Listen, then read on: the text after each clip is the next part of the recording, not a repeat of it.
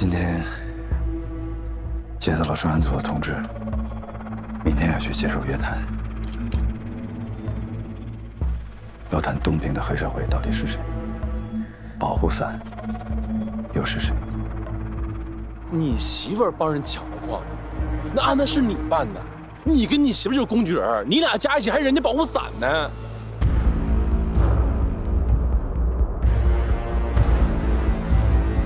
你完全可以大胆猜测，但是我请你，我拜托你小心求证。如果你没有证据，你不能让我自证清白，是不是？我给你证据那天，我还要向你展示一份逮捕证了。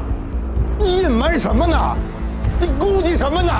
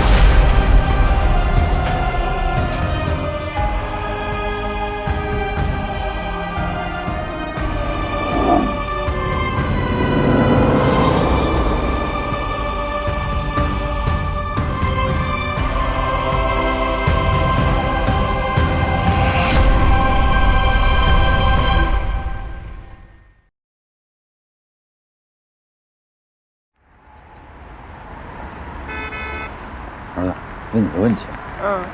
假如你班上你特别好的几个朋友，偷偷的溜进了老师的办公室，看了你们考卷的题目，当然这事儿你没参与啊，但是呢，给你画了一个范围，告诉了你几道重要的考题，你也因此拿了高分。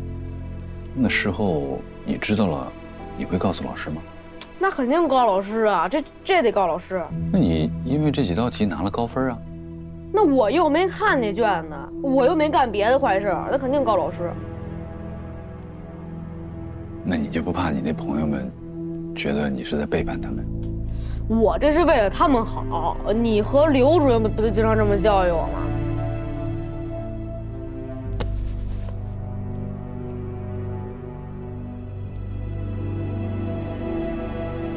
可大家都知道你们是好朋友，老师也知道。你要是说了，你就不怕老师觉得你们是同伙？那我要不说，老师后来自己知道这事儿，那我不更说不清楚吗？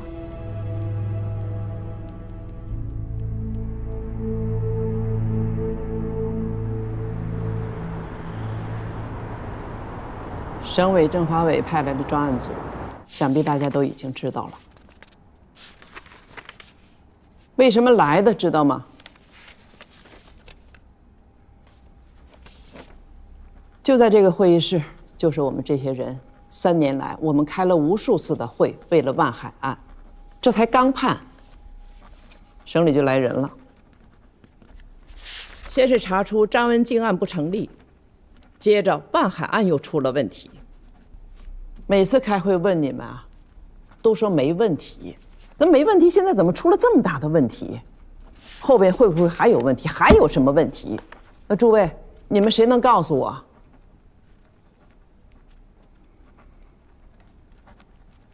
接到省政法委的通知后，我已经向建宁书记做了汇报。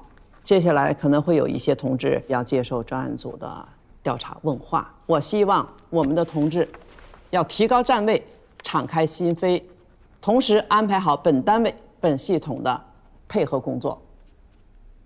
孙飞和江红军被带走几天了？报告蓝书记，已经带走3天了。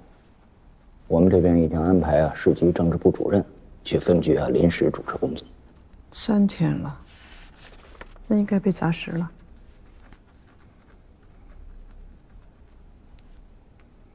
你作为案件侦查机关主要负责人，你本人要亲自阅卷，细细过一遍侦查内卷，把所有的疑难问题梳理出来，我要看。好，要快。我知道，知道。你们2家也一样啊，院领导要亲自阅卷，找出问题点报给我。咱们要做好内功，争取自己的问题自己查出来，力争主动就是最好的配合。这几天我们都随时通报情况，我的手机24小时开机。最后我再说一句，希望我们的同志少出事儿，希望在座的不出事儿。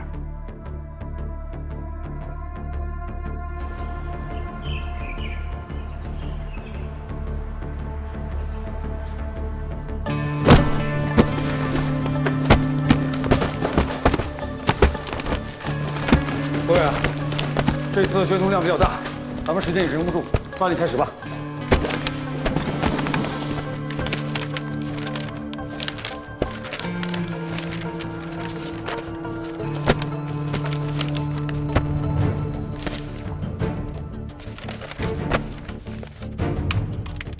根据目前掌握的证据，万海所涉及的2项重要指控——强迫交易罪、故意伤害罪，均已推翻。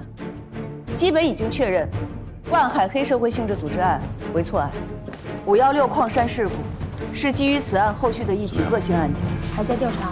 您看，口水，口水。我们就是要约谈、问询，什么人呢？就是办理过你刚才说这个万海案所有的司法部门的相关领导。公安局许元武，法院温琴，检察院李仁俊。对于职务犯罪，我们一定彻底清查。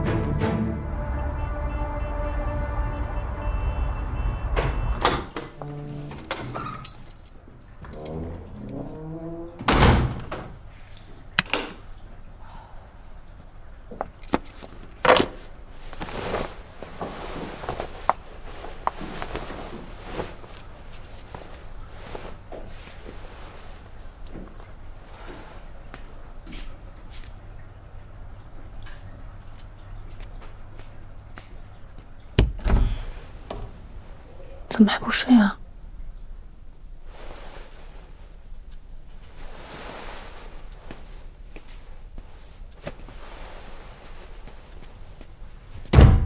我今天接到了专案组的通知，明天要去接受约谈。专案组519专案组，省扫黑办督办，省检察院指挥协调，省高级人民法院，省公安厅配合。他们找你干什么呀？要谈万海案、矿难事故。乔振兴的死，要谈东平的黑社会到底是谁，保护伞又是谁？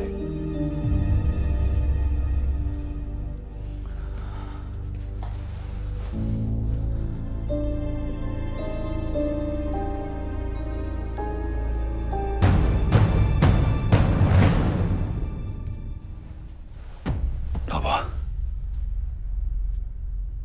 你能不能告诉我，你跟程世萌、天龙集团，你们最近都是正常的业务往来吗？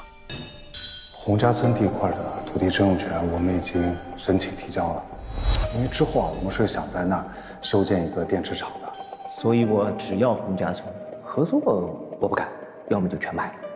我只有全盘收购，我才能全情投入啊！大东西山的房子，我凭什么一半价卖给你？100万的房子，这不就全在你名下了？这下对啊！我告诉你，根本不可能！万家的矿，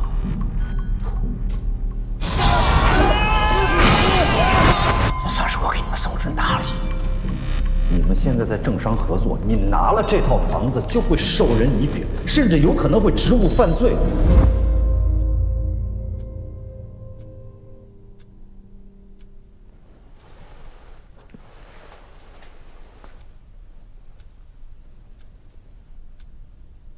我再问你一遍，你们都是正常的业务往来吗？矿难是他做的，事实上我已经成为他的保护伞了。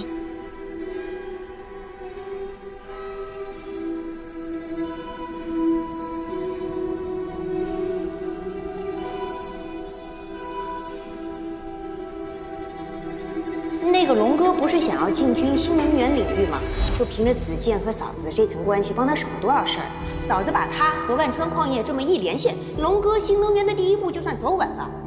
陈总，也算是我的亲人，子健就是我的亲弟弟。再说了，这房子也不是我们买的，是龙哥送给我们的员工福利。这就是一个降价处理的尾盘，谁买都是这个价格。现在是哪家公司在聊？天龙集团。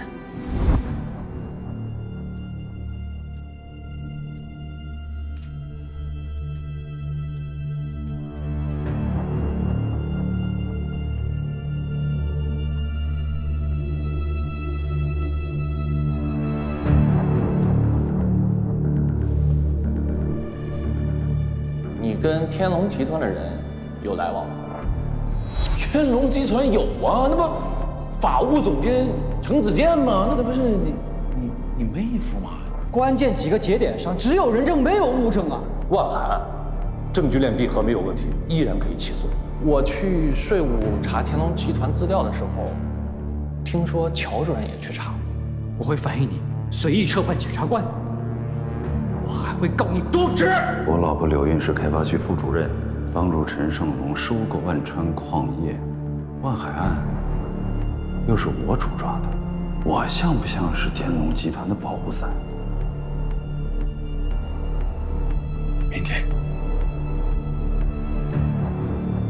明天你跟我一块儿去。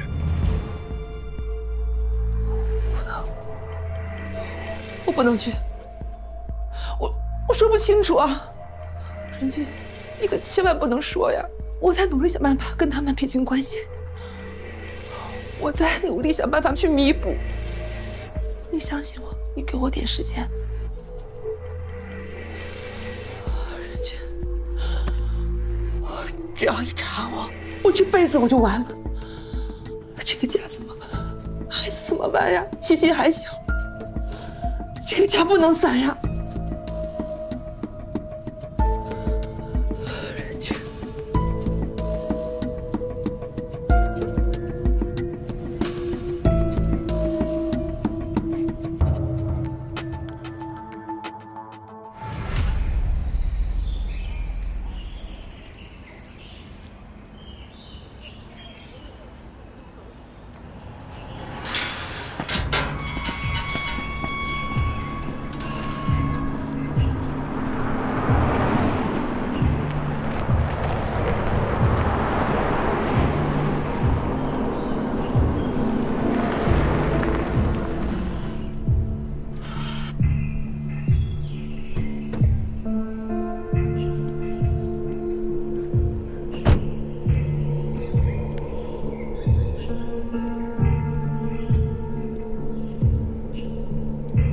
丽姐，好久不见。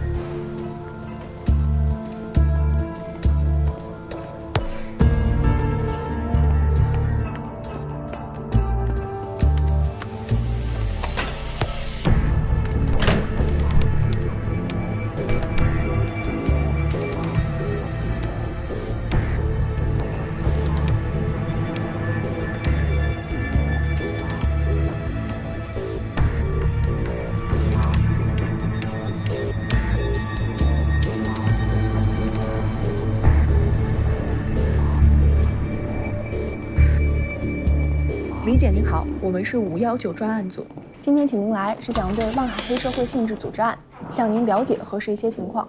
此次谈话严格保密，请您配合。李姐，你怎么看待万海案？你觉得这个案子有没有问题啊？我觉得没问题，否则我们也不会起诉。在乔振兴担任主办检察官期间，曾经2次退回公安机关补充侦查。你接手办理，有对他提出过的问题进行核实吗？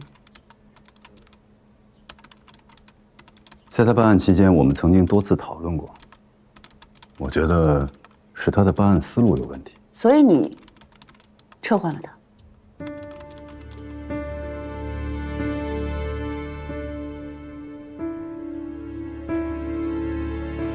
万海案有2年了哈，你要不要休息一下？为什么把我撤了？我是工作失误还是滥用职权了？是院党组开会决定的。党组会是谁主持的？当时是我代理主持。你主持院党组会，做出撤换具体案件主办检察官的决定。你认为这个做法是否干扰了主办检察官办案，阻碍了案件的正常进行？院党组是一级组织，对院里的工作拥有最终决定权。好，在张文京被证明清白之后，你仍然对万海案深信不疑吗？张文京案有问题，不代表万海案就有问题。一个检察官把张文京案办错了，那他办的万海案难道就没有问题吗？那一个苹果坏了，我还能把1筐苹果都扔了？那你认为剩下的苹果就不会被污染吗？这是你的想法，我不这么想。像你刚才说的，思路问题。在邵小燕推翻证词、张文京案撤诉之后，万家灯火伤害案就成立了。你为什么不跟进调查，去核实吴小天的口供，反而还按原来的思路推进案子？办案机关送过来的材料事实清楚，证据链完整，我相信他们的意见。再加上时间确实很紧迫。如果有人承认诬陷了万海呢？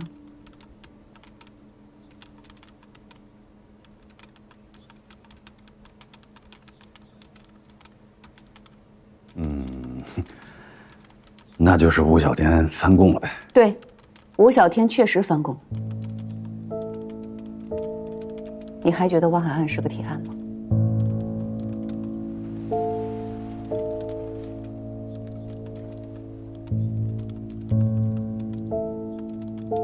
郑主任，在当时他没有翻供，我只能按照当时的。我说的是现在。我刚刚已经说了，吴小天翻供了，你现在还觉得万海案是铁案吗？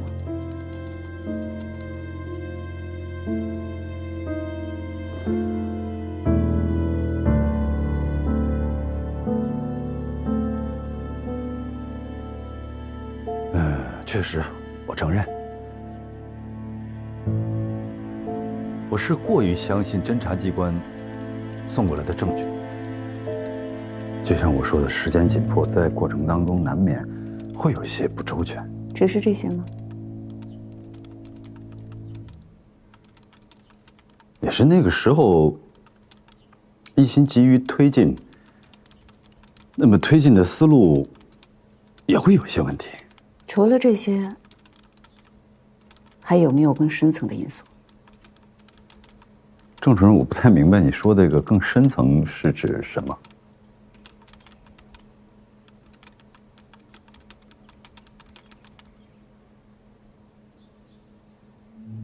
现在回想起来，那时候确实肯定是有急功近利。还有呢？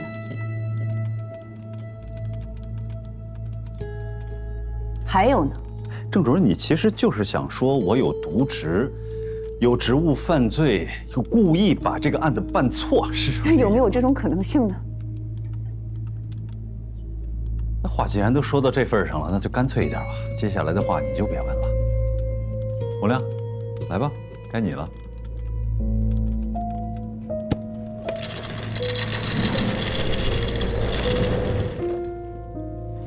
能喝口水吗？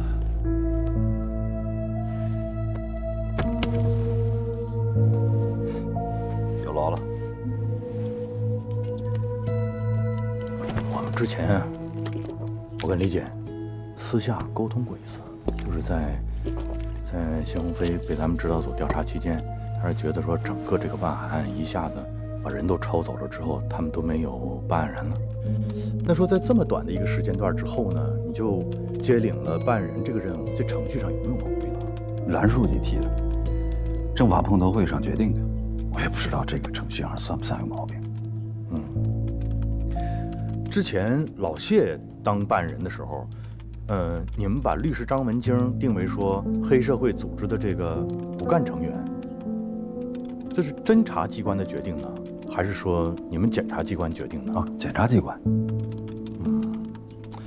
那你们院说从这个院党组到监委会怎么看待谢鸿飞这个同志呢？老谢，老检查了，业务也过硬，可张文京批捕的整个程序是过了监委会的。哎，说你个人啊，最近是跟柳叶买房子了？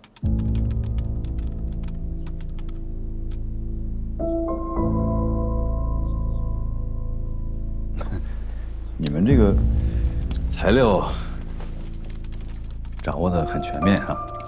也不行，这不还得问你吗？具体情况。楼盘叫什么名？大都西山。哪天买的？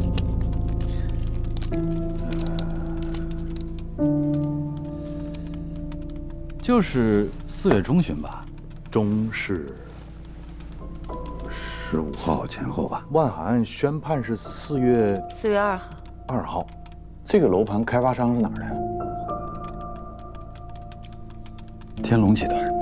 那你们买的时候是市场价买？啊不，那是个样板间，多少有些损耗，所以其实我们是低于市场价，低了142万。哎，那就这么低了？啊没有，已经让柳运去把这个差价补上。什么时候让补的？5月底。底是26、7号吧。5月26、7号。开发商是天龙集团，这个老板叫陈胜荣。对，我知道。我认识吗？见过2次。哪2次？一次就是李延新跟程子健的订婚宴。哎，那天我也在，我咋没看着呢？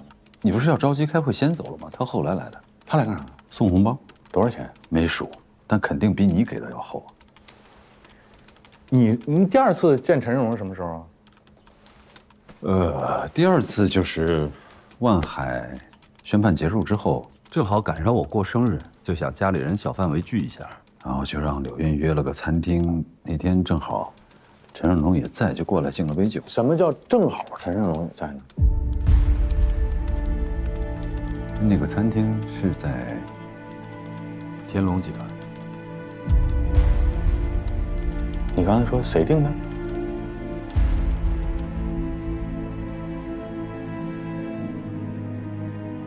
柳运订的，是蓝书记让他定一个地方，要小范围的，但他不知道去哪儿，所以他就求助了程子健。程子健推荐了这家餐厅。但定的时候，他并不知道这个餐厅是属于天龙集团的。程子健去了吗？没去。那都是谁？蓝书记、文新、孙飞、许元武、谢鸿飞、柳运和我。没想到他们还都去了。你妻子柳运跟天龙的这个陈胜荣，俩人是啥关系啊？你可千万不能说呀！只要一查我这辈子我就完了。这个家怎么办？孩子怎么办？琪琪还小，这个家不能散呀。我认为就是工作关系，他俩工作有交集。天龙的部分业务范围在柳运的管辖范围之内。哪部分业务？是房地产开发啊不，万川矿业是万海的万川矿业，是的。然后万海的万川矿业现在陈胜龙的天龙集团想购买这事儿，你知道吗？我听说了，听说了。那么万海的万川矿业在发生了矿难之后，你们决定说要补这个大肚西山的差价？不，洪亮啊，并不是说是因为发生了矿难，我们要去把这个差价补上。在主观上，我是认为这个房子有问题，才要把这个差价补上。这根本是两回事，本质上是完全不同的。我说明白了吗？我说清楚了。那这个房子的问题，你认为哈是说装修质量有问题，还是就是差价的问题？差价的问题。是的。啊，行。你说主观。那我谈呢，我客观看到的事实哈。事实一，你妻子柳韵和陈胜龙在工作上有交集，部分业务有往来。以你妻子柳韵为主导，你们共同购买了天龙集团开发的房地产项目，叫做大都西山。在万川矿业矿山发生矿难之后，你们夫妻共同决定补齐这个房产差价。客观事实二，万海案宣判之后，从政法委书记蓝景明到法院庭长温琴，市院检察长李仁俊及其妻子柳韵，东平市公安局局长许延武等人齐聚在陈胜龙天龙集团旗下的餐厅，并且陈胜龙也出现了。事实三，万海案宣判没多久，你又见了一次万海。你要找他干啥？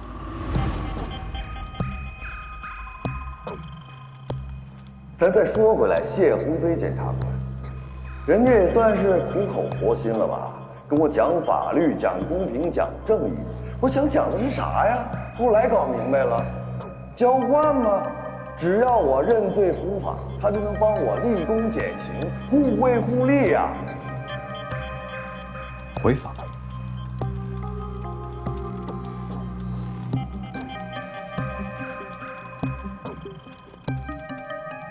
那你见王玉也是违法吗？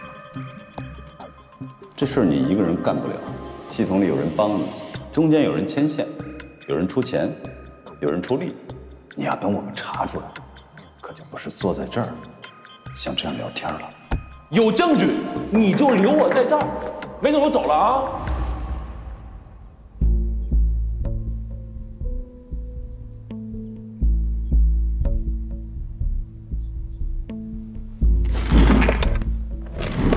那你见王玉是干什么？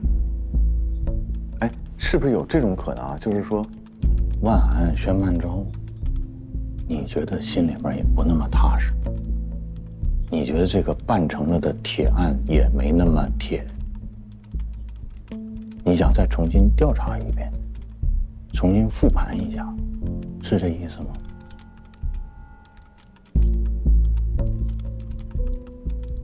你这次重新调查有结果吗？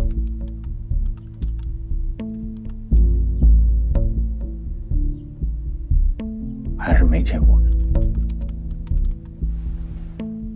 还是有结果也不想说呀？越是到这个时候，你可越要想清楚，东平这些年也刮了不少风，每次风来的时候不都是天昏地暗？但我这次觉得，东平不能再是原来的东平，很多问题早应该从根源上解决了。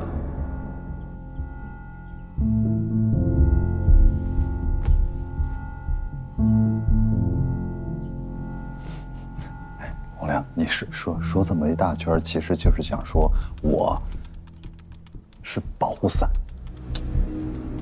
哎，没关系，没关系，你完全可以大胆猜测，但是我请你，我拜托你小心求证，请你拿出证据来。如果你没有证据，你不能让我自证清白。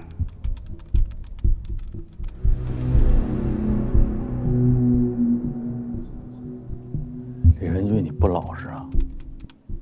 我们现在代表一级组织在跟你谈话，我们希望你能够在这次谈话当中，你能够坦诚，你能够知无不言。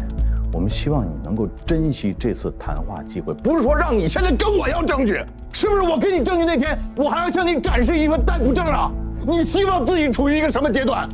你隐瞒什么呢？你估计什么呢？怎么就不能老老实实的？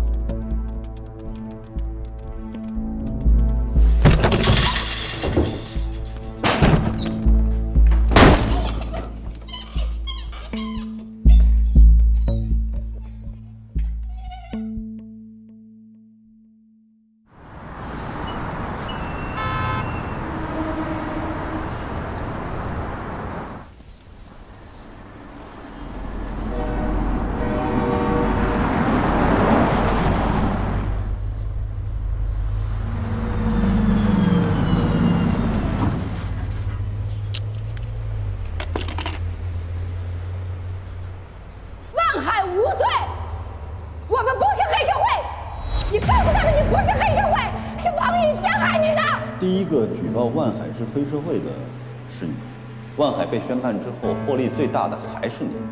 王玉举报万海，不就是因为万海侵占了他这个集散中心吗？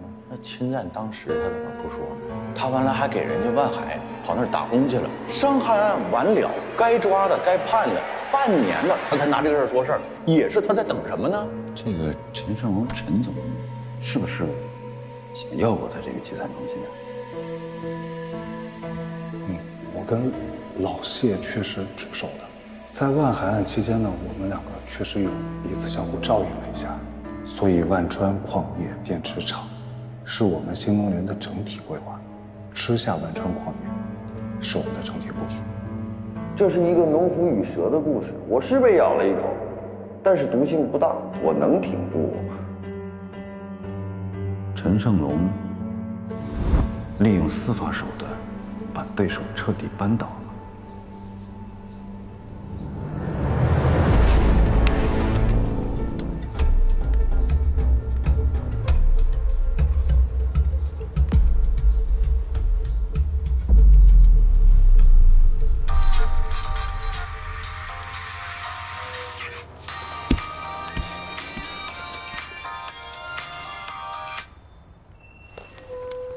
王玉，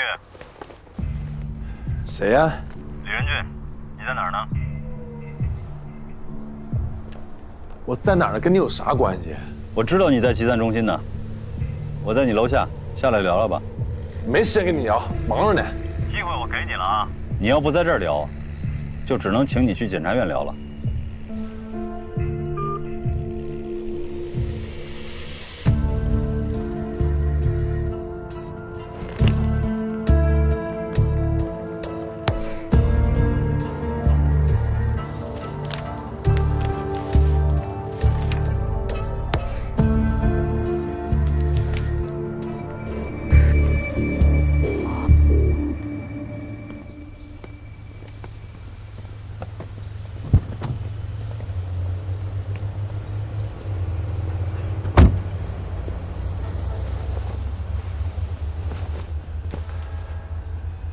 聊吧，你想聊啥？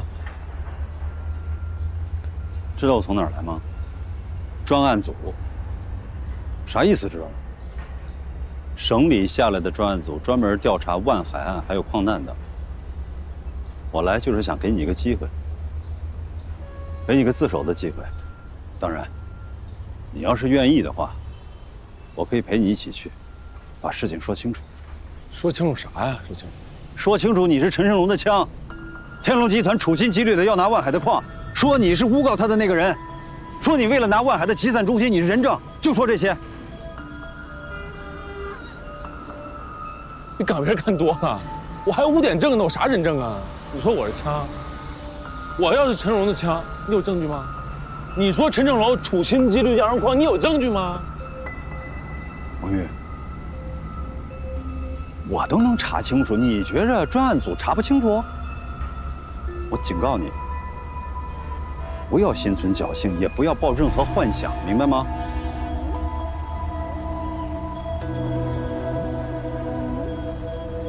我问你，专案组能摆平东平的事吗？专案组能扳倒陈胜荣吗？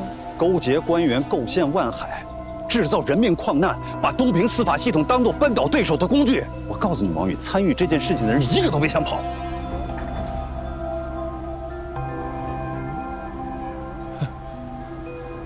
一个都别想跑是吧？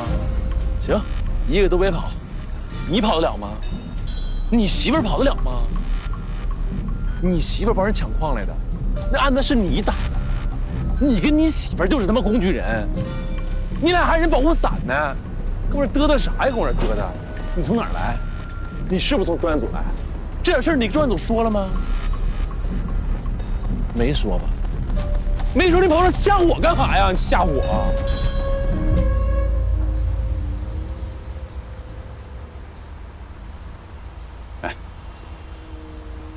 王宇，你觉得我吓唬你？这样，你回去查一下法条，就你这些事儿，你查查能判几年？我现在可以明确告诉你，就你这些事儿，10年以上的刑期。你不信我说的，你可以自己去查一查。我现在是给你机会，主动去自首，还能争取立功减刑。但如果你要是等公安来抓你，性质就不一样了。你自己好好想想，想明白找我。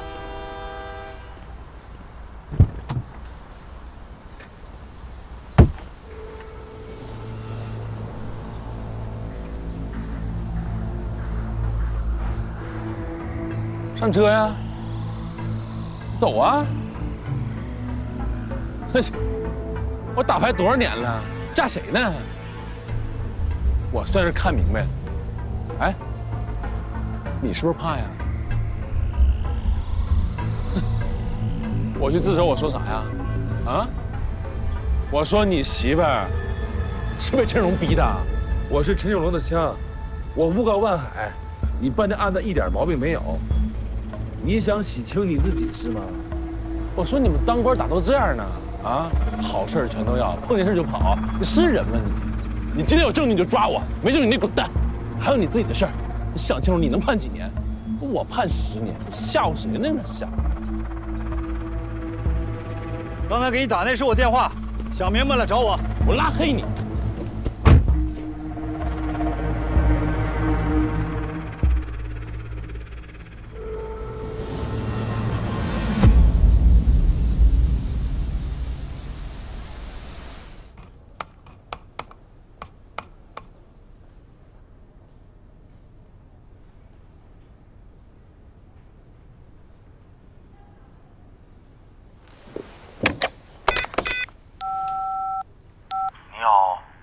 面壁思过呢？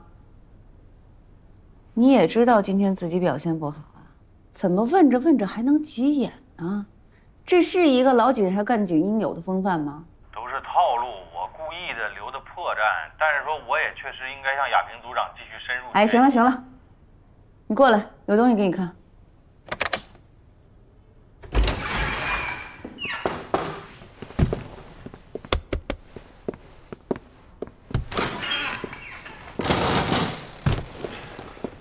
好好看看，陈胜龙曾担任业务经理的大成矿业，就在万海的万川矿业隔壁，紧挨着。哦，不夸张的说啊，在地下挖条巷道，一不留神都能挖到隔壁去。还有啊，13年前，万海收购了大成矿业，他的矿才有了现在这个规模。最蹊跷的是，万海收购大成矿业，1分钱都没有花，平白得了个矿，这里面大有文章。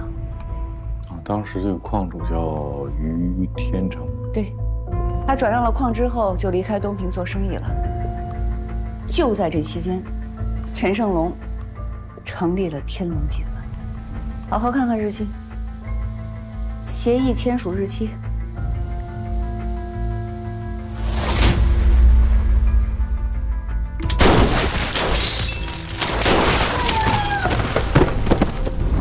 是不是我们要死你？巧不巧？洪亮，我是大胆猜测了，你自己小心求证吧。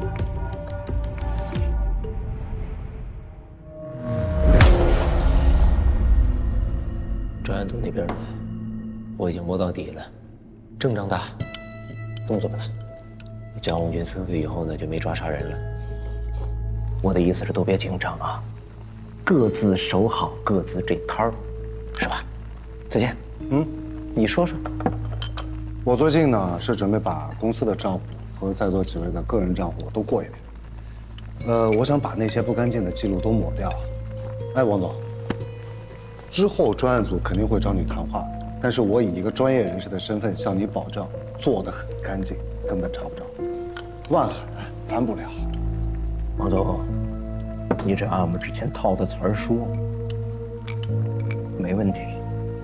龙哥说的对，如果万海案翻了盘，那整个东平公检法都有多少人吃瓜了？那多少人不答应啊？是不是啊，王总？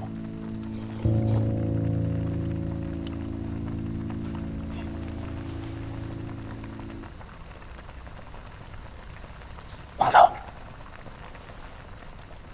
啥意思？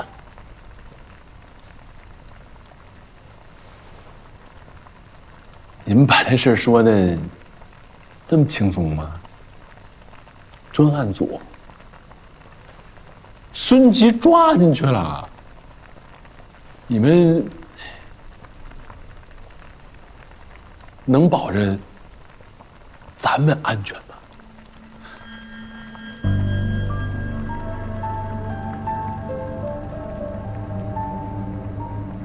理解，王总，你的担忧我都理解。但是咱一路走来，所有的事情都是孙飞给我们打点的。他要是招了料了，那我告诉你，第一个死的就是他。我觉得孙局能懂，大家都在同一条船上吧，谁都不想掉到水里啊。万一不小心掉水里了，他不会拉别人的。这要是把整船人都拉下去了，谁救他呀？咱别说那些没用的，咱之前不说好了吗？万海这案子结束了，咱就完事儿了。大哥们，搞矿山干啥呀？又弄出一矿难来。我今天才明白，合着大哥们你们是冲着矿去的呀？那早说呀！哦，压根就没把我当自己人，是不是？行行行，没拿我当自己人也就算了啊。那你们告诉我，他们连孙飞都敢抓了，咱们呢？啊，真就自己安慰自己啊？那鸵鸟啊，那拖在大沙里就没事了吗？啊？王总批评的是鸵鸟心态，害人害己。程大律师，我陈总，我哥，3年前你们咋跟我说的啊？你们说我去告完了集团中心归我，啥事儿没有，零成本，是不是？现在是零成本吗？啊？专案组都已经来了，抓人了，你还能折腾吗？王总，我知道你心里憋屈，不踏实。这样，你要觉得没问题呢，我找人带你出去住一段时间，等事情过去以后再回来。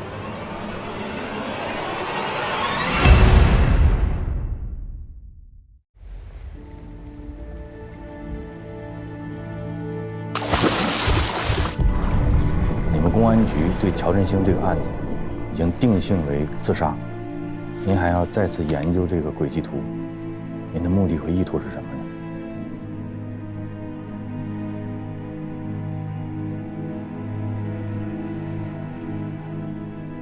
东平啊，是个小城市，人际关系复杂，盘根错节的。这东平市不是一天建起来的，东平司法体系也不是一天建起来的。每一个同志进入这个体系，都有着千丝万缕的关系。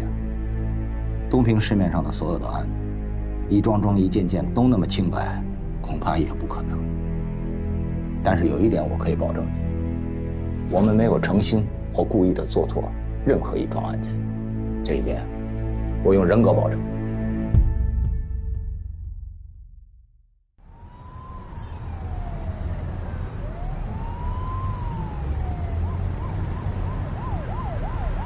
程大律师，我说陈总，我哥，3年前你们咋跟我说的啊？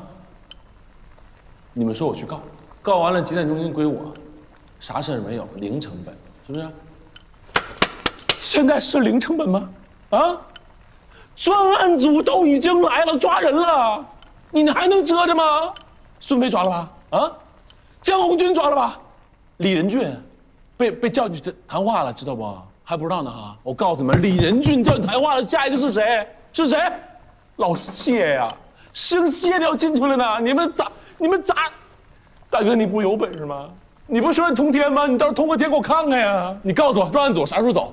啥时候走？哪天走？王总，我知道你心里憋屈，不踏实。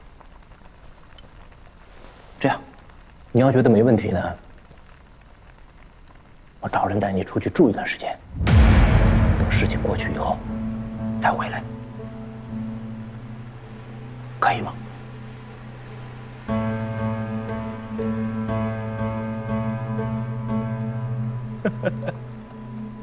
大哥，你啥意思呀？让我现在好啊？让我躲2天，还是说这辈子都别回来了？那你跟我说个天数，我躲几天我可以回来？不会我回来的时候，连那8条铁轨都不是我的了啊？万海案要是翻了，谁能替我说话？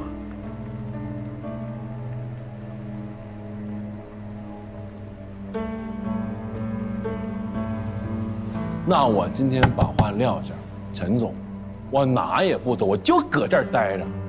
陈总，你不牛，本事大吗？你帮我呀！你把我。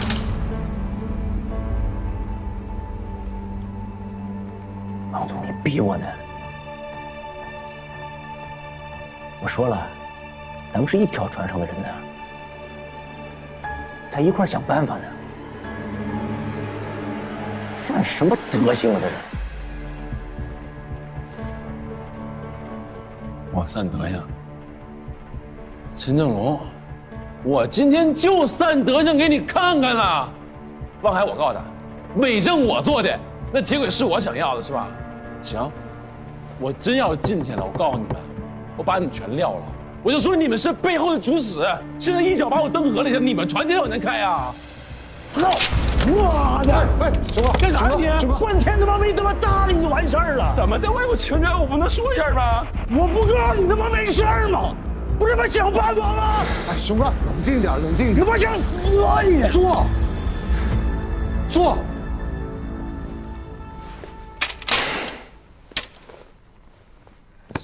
小气。嗨，黄总，熊哥多喝了2杯，没事啊。真没事，不至于啊，咱拌几句嘴没事儿。我跟你说啊，今天就给你个面子。当然，来，坐。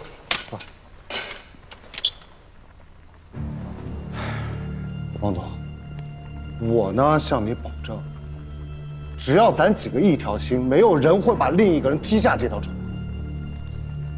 你相信我，对吧，龙哥？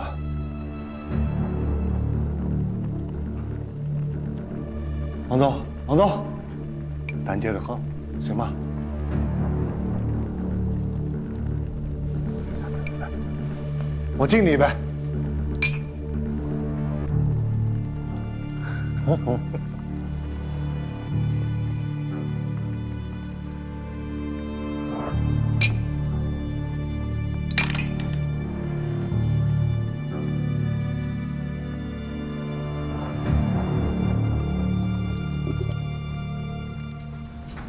哎，高哥，刚才真是话多了啊，有点激动了。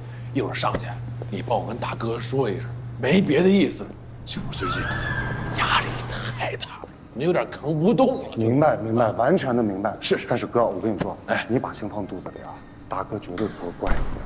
我说有话说出来才是兄弟嘛，说出来才能一块扛。我爱听这个，咱共事多少年了？咱有个3、4年了吧？啊。咱什么事儿没经历过呀，对吧？对。再说了，我就不信了，哎，来那帮孙子还真能把咱们整个东平的政法都给铲平了。还那么多干警的，他不可能，是不是？是我哥，你说的太对了。哥，我给你交个底啊，龙哥搞万海的矿都是为了他老师于天成。于天成跟谁合作，你知道吗？江远。江远的背景你知道的，这都是于天成和龙哥的靠山。你想想啊，龙哥跟他老师在东平经营多少年了呀？说实话，这些真的都是小风小浪。我是刚才脑瓜子一下没转过来，我怎么没想明白呢？咱这地得谁说了算呢？是不是？是。你上去，你帮我跟大哥带句话，我这命都是他的啊！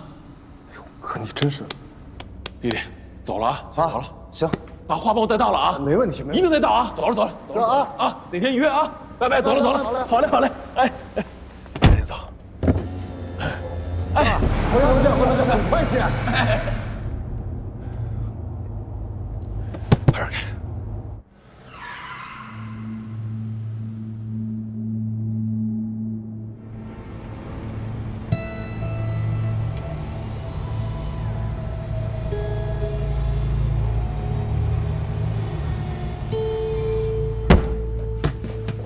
哥，你回来一慌慌张张的，你们开会聊什么了呀？好，赶紧跑，我知道太多了。有没有可能是你想多了呀，哥？我算是看明白了，陈胜龙这孙子拿我当炮灰呢。行了，不拿。行，拿着。来，这点拿着自己花去。不，哥，你拿着。哎，不，听我的，你也找个地方多2天去，安顿好了，到时候联系你啊。来不及了，不是，先走了。哥，哎呀，你是不是想多了？你有没有可能你？哎呦，王总，这么晚了，这是要去哪儿啊？哪儿也不去。哼，陈总叫你过去。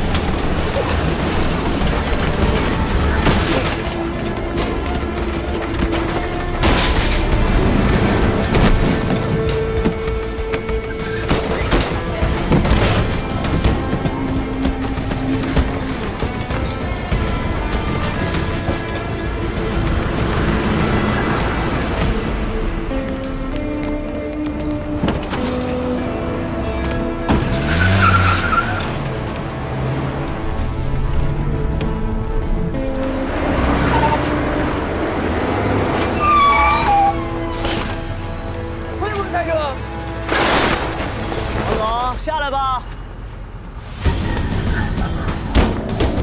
别快跑，别让我说下来。别逼我上来是吧？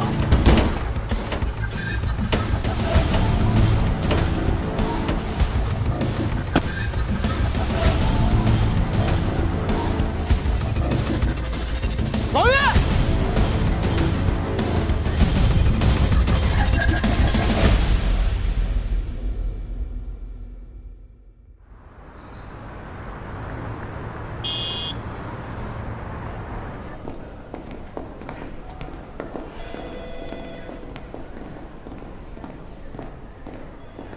报告。进来。许局你好，我们是519专案组，现在我们将对你进行询问。好的。许局，前段时间呢，我们专案组啊，就是把你手下的这个2个干警带走了，啊，立案调查。咱先说说江红军哈，就是你们东平市公安局，包括你个人，怎么看待这个干部？触目惊心。江红军这样级别的一个警员，在他的家里愣搜出来300多万现金。许局，不好意思打断一下啊，就是在江红军家里边搜出现金，甚至说300多万，这些信息您是从哪里得到的呢？跟我说这个金额的人啊，就是第2位被你们请进去的那个孙贝。在出事之前呢，他来过我办公室，希望我能到省里给他说说情，然后帮帮他。我记得我当时是这么跟他说的：当初可是你们主动争取的这些案子，我交给你们，是出于对你们的信任，更是蓝书记对你们的信任。你们辜负了组织上对你们的信任，你也辜负了蓝书记对你的信任。那么现在你只有一条出路，配合调查组，接受现实。好像基本上就是这么个情况。根据我们的调查得知啊，其实你私下里做了很多有利于案件调查的工作，你为什么要私下里做这些呢？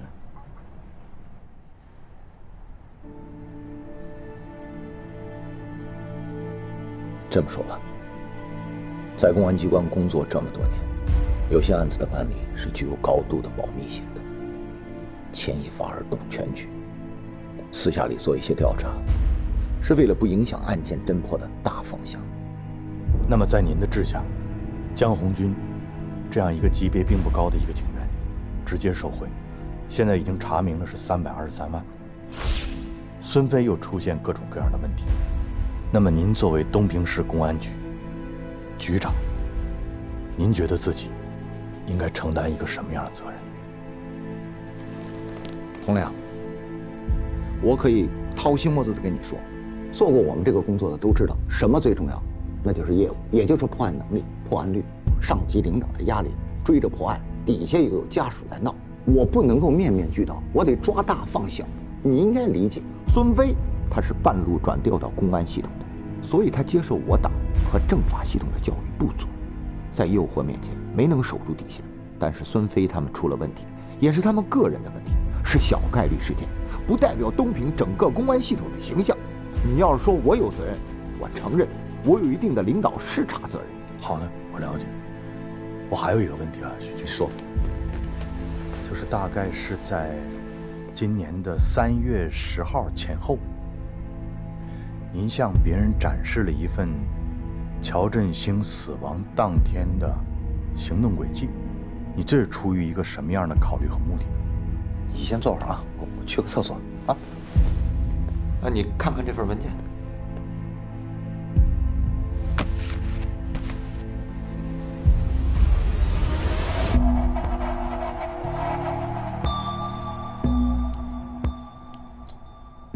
有这个事吗？我怎么不记得？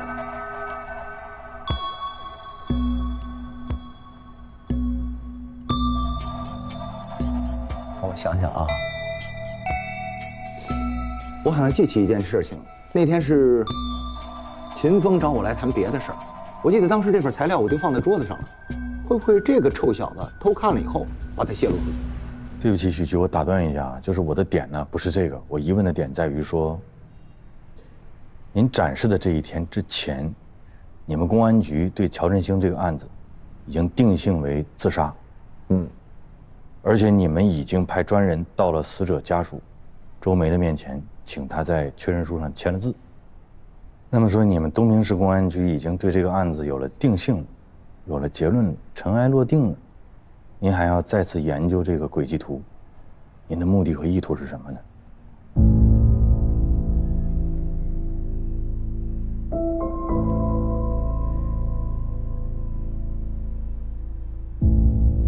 是这样，洪亮。其实我对乔振兴的案子是存在一些质疑的，但是案子已经结了，表面上又没有什么证据，所以我就安排秦风，让他私下去调查。但因为秦风现在是在警保科，安排他查案的确有些不符合程序，所以他采取了这样的方式。洪亮，有些话我还是要跟你再唠叨。东平啊，是个小城市，人际关系复杂，盘根错节的。这东平市不是一天建起来的，东平司法体系也不是一天建起来的。每一个同志进入这个体系，都有着千丝万缕的关系。你就说这孙飞，他怎么上来的，你还不清楚吗？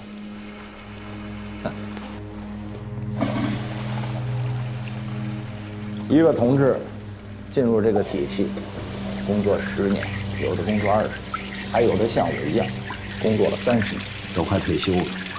你说一点人情世故都没有，这不可能。东平市面上的所有的案子，一桩桩一件件都那么清白，恐怕也不可能。但是有一点我可以保证你，我们没有诚心或故意的做错任何一桩案件。这一点，我用人格保证。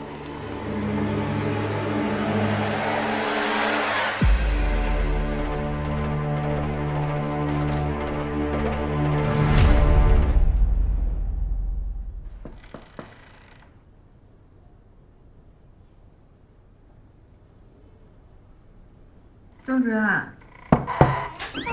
郑主任，又熬夜了。那个外头有人找您。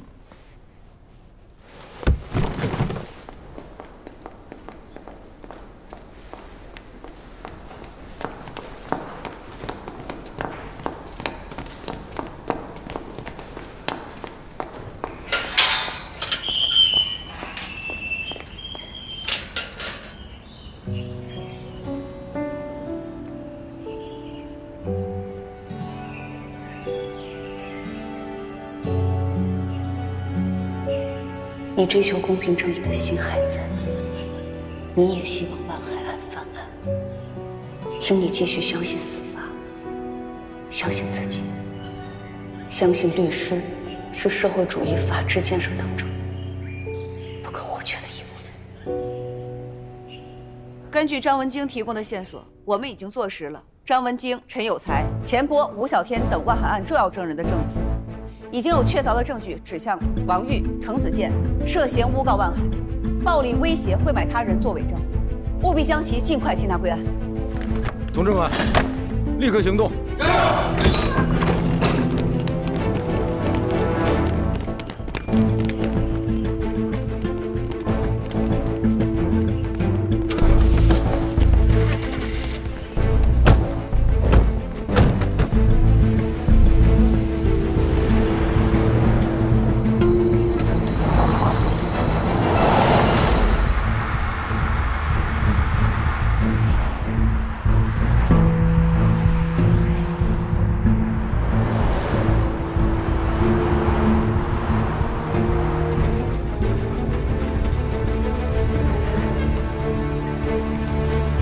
这下工作啊！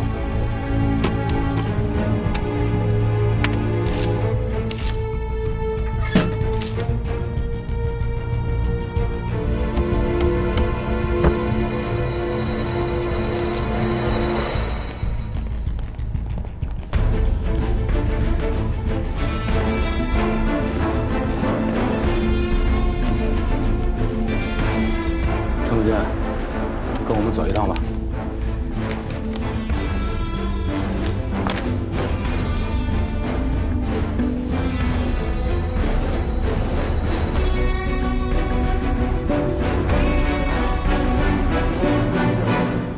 东平的事儿，现在查到这个地步，你这律师也都进去了。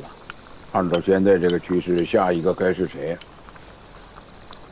心里都应该有数。小龙啊，要不你出去躲躲，这对大家都有好处。我不能走，你不走，你是不知道东平这些事儿都是因为你才变得这么艰难，是不是？你有什么资格说你不走？新疆的，咱俩是一根绳上的蚂蚱。我要有事儿，你看你脱得了干系吗？杜迪，你就是颗老鼠屎。跟谁说话呢？你要没个当官的爹，你是个屁呀！你有资格坐在这跟我吃饭吗？我分分钟弄死你！对呀，对呀，对呀！当年你们为了抢万海的矿，为了围猎我爸才对我下手，你当我真不知道啊？就是因为我有个当官的爹，我才认识你们呢。拿这点钱花花。真没钱。手机呢？我真没带。给我翻翻。不是，我真没，我真没带。怎么着？滚开！这啥？我说你小子不老实，给他长长记性。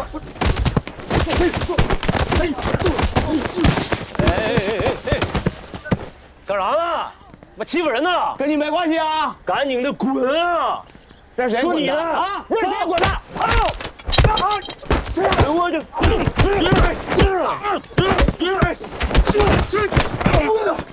赶紧滚！你给我赶紧去！走！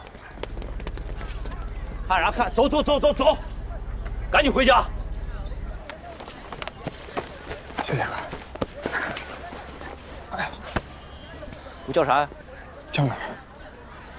请我们吃饭呗。行啊。我跟你说，以后有事儿找龙哥。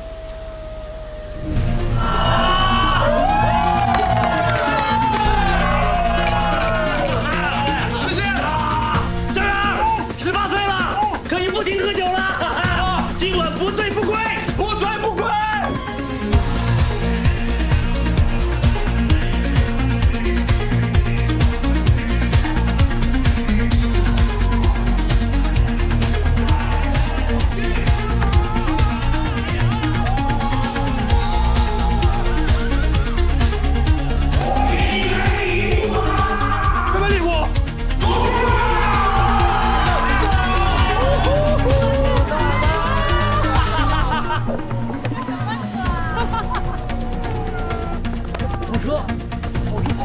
漂亮，太牛了吧！哎呀，哎，怎么样？喜欢吗？给我的，你看那还能送谁呢？一点小意思。你是我亲叔。哎呀，来，请上车。祝小远生日快乐！生日快乐！你以为我不知道你们玩那些花样是吗？哎，我就想问问他，没有我，没有我爹，能有你们今天？你能像个人一样坐这儿跟我吃饭？够了！还嫌事情不够乱吗？外边现在这都什么局面了，不清楚吗？要干什么呀？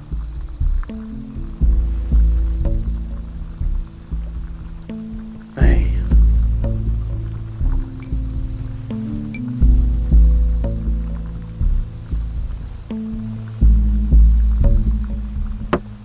老师，我再说一遍，我不走。大家都在一条船上，您肯定也不希望我出事儿。哎，你那个专案组那边，你知道什么情况？麻烦你提前告诉我，好吧？我好做好准备。我爸现在真拿不到消息，还有个姐夫嘛，那也得他听我的呀。关我屁事儿啊！搞不定那是你的事儿啊。看他们家有多大本事吧。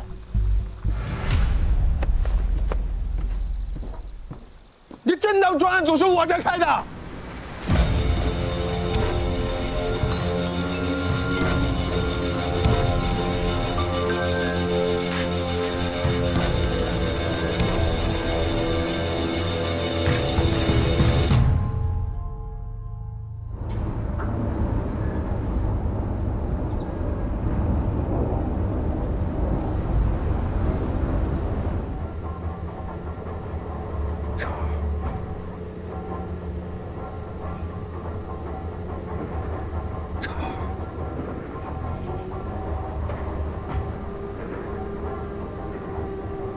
叔知道你不想搭理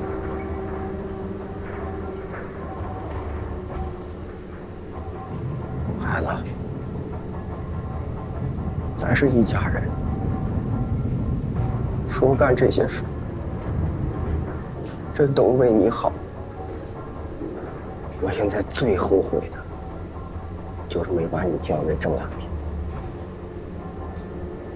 你说当初要是咱拼一把，把你送到海州去，哪怕被公安抓了，也比现在强。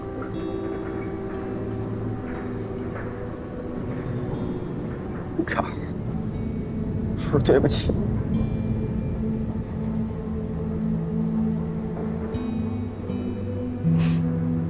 这把咱爷俩估计出不去了。叔没把你照顾好。叔是个怂货，你别恨我。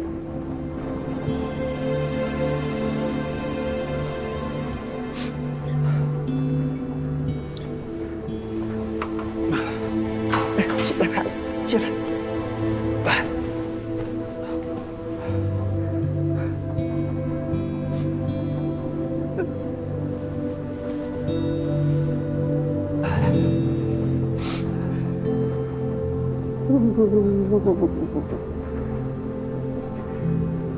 叔啊，你说你一个大老爷们儿，哭哭啼啼个啥？我爸要看上你这样，有点抽你。我现在巴不得你爸能抽我2巴掌，没机会了。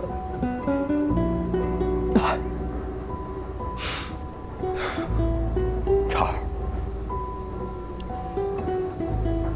你说我这人吧，生来就胆儿小，从小怕事儿，遇着事儿就往后退。你爸跟我说过多少次，做人要有骨气，但我就是关键时刻我就怂了。但你说咱家矿那事儿，你说我能咋整啊？你说我有啥招啊？你不知道啊，孩子，我真是担心你呢。你是我看着长大的，我能害你吗？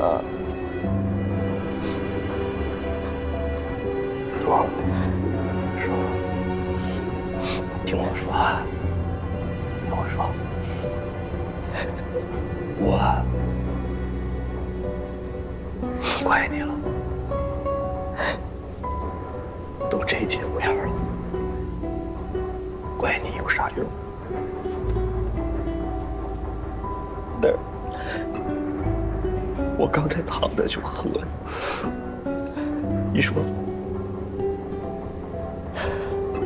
我爸现在干啥？说，我想爸爸。别说了，好孩子，我想他。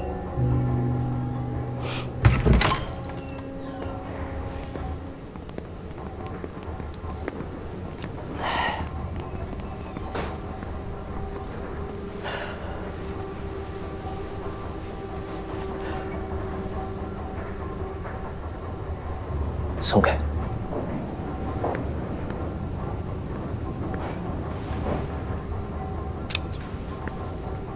瞅啥？瞅你咋的？你谁呀？陈总，你们这是整的哪出啊？别，小子啊，传授喽，就是你啊！有饭不？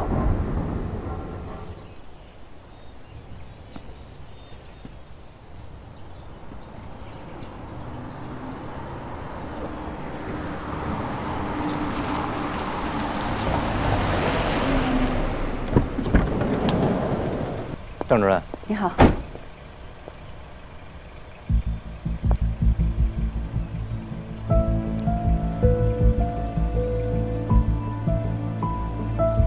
里面请。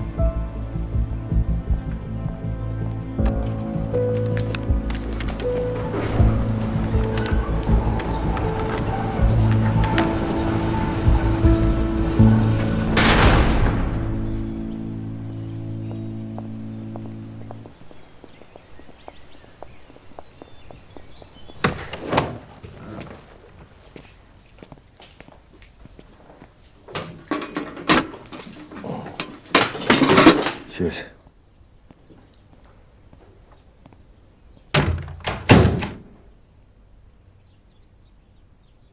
你咋也来了呢？你要还申诉，我就接着跟你辩护。你可拉倒吧！你不都没事了吗？你还搅和啥呀？前段时间我确实离开东平了，也不做律师了，想换个活法。这不挺好的吗？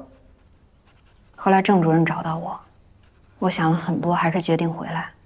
万总，我觉得我们应该还这个案件一个真相，给大家伙清白。我没那能耐。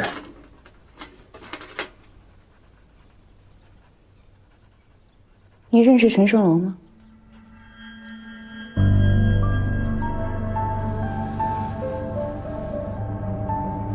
你认识陈胜龙吗？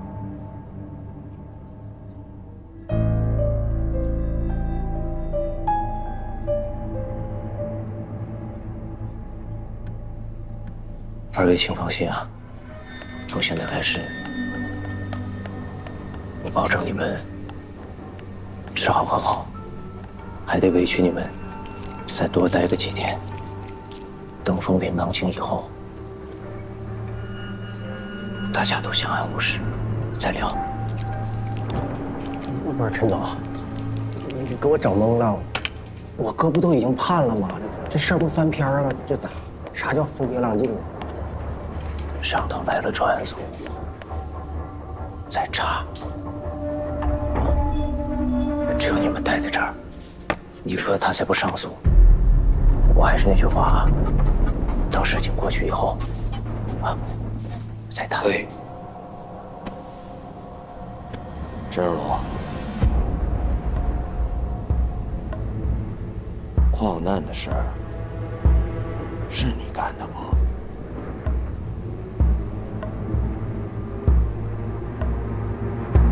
哎，说话。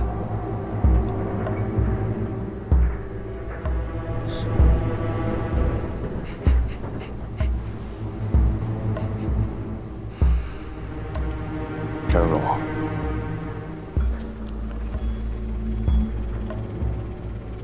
你以为专案组是来干啥的？查我爸呀！矿难事故是人为的，我拍视频了，你信不信？你刚才说啥？龙啊，听不明白人话呀！你个小瘪犊子，你是不是疯啊？你在唬谁呢？咋的？急啥眼？你干的？你管谁干的呢？不说拍了，你拍啥了？我死！你这哪拍的？窗户。你放屁！我他妈门去窗户哪看呢？哪儿都没有人呢！我说我活那么糙吗？你谁呢你？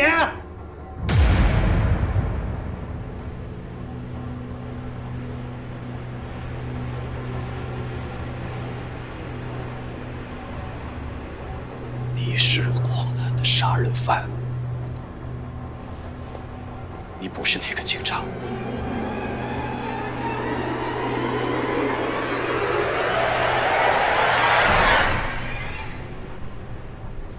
陈成龙，现在知道专案组来干啥的了？那个警察伪造现场拍了，视频发了，没发给市里，发给的是你。你信不信？行，冷静冷静，别那么死。这儿你冷静，好好说。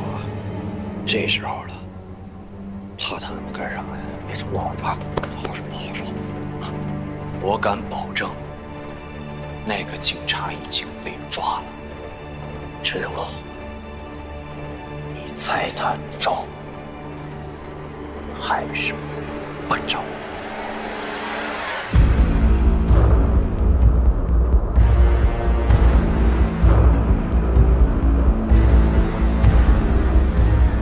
打扫一下。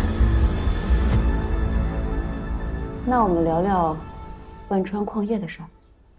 我们仔细调查了你的矿，发现其中有几个关键的节点，一个是在3年前发现铜镍，矿的身价涨了好几倍；还有一个关键的节点是在13年前。13年前，你将隔壁的大成矿业合并进来，万川矿业的规模大了将近1倍。我们还发现，你并不是以收购的方式达成合并，反而1分钱没有花，你是怎么做到的？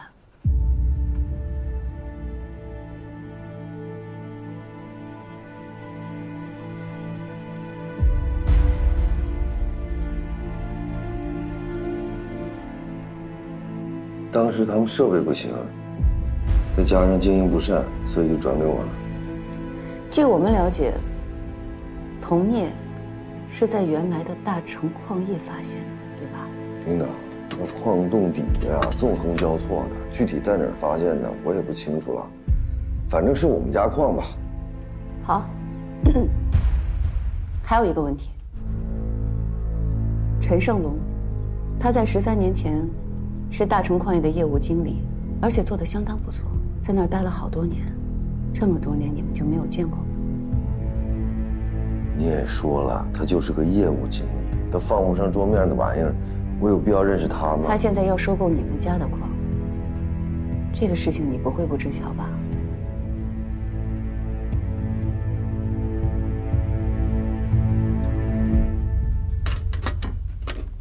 领导，之前我们家矿上发生那样的事儿，你也知道，那是我跟万红说的，就谁愿意买就赶紧卖，能赚点就赚点。万红没告诉你是陈胜龙要收购吗？还是你刻意在隐瞒什么？我没有。万海，我们认为，这个案子从头到尾就是一个局。你的万氏集团也许在过去的经营当中有过违法的行为，但并不构成黑社会性质组织犯罪。有人意图想要抢走你的矿，利用司法手段将你和你的属下打成黑社会。你因为自保或者是因为害怕，不得不配合他们演了这出戏。而真正对付你的人，不是王宇，是陈胜龙和他的天龙集团。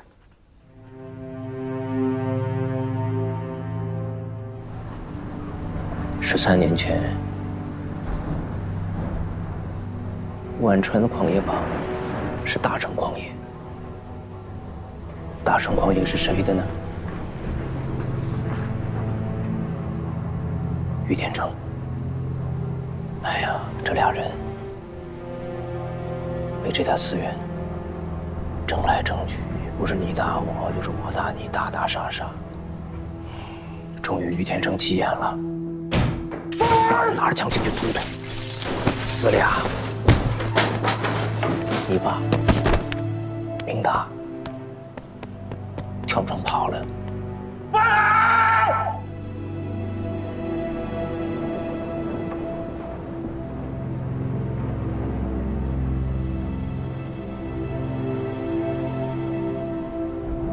后来他们俩商榷谈判，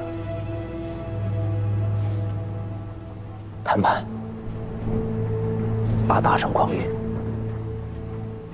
给了万川，1分钱没花。你的大成矿业无偿转让给万总，这件事情到此为止，不再追究。于天成从此远走他乡，永远离开东平。所以兄弟，你说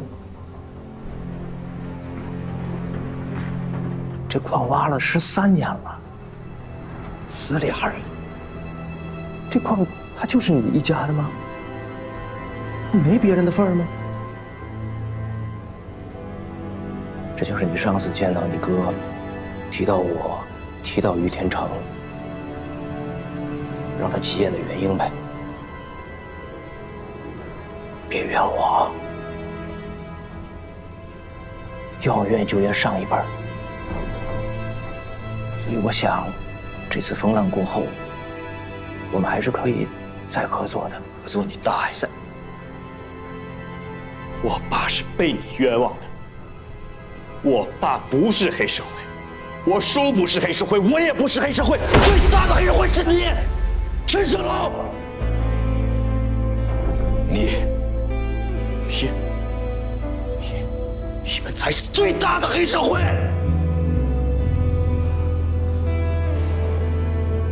王海，我们已经接近真相了，你还不打算说实话？领导，你就别逼我了。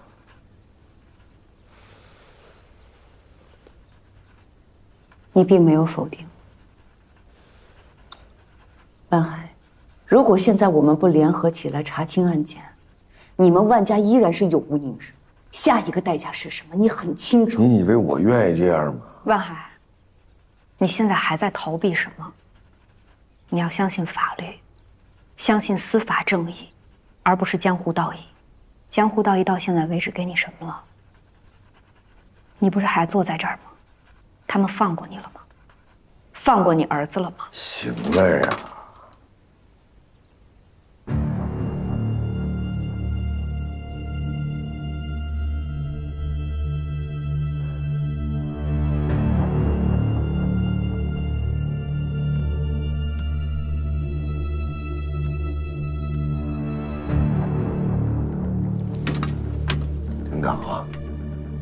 刚才讲那些故事啊，特别精彩，我也感激你做的这一切。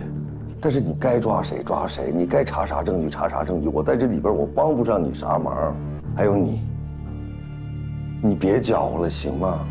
你闺女现在谁带着呢？你闺女现在谁带着呢？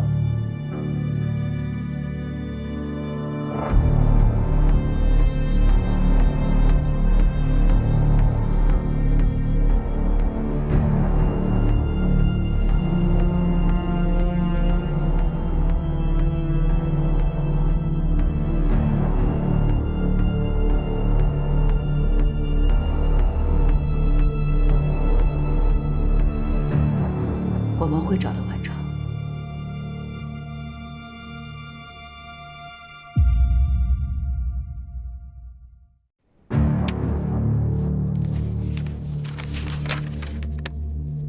其实作为一名政法干警，我心里很清楚，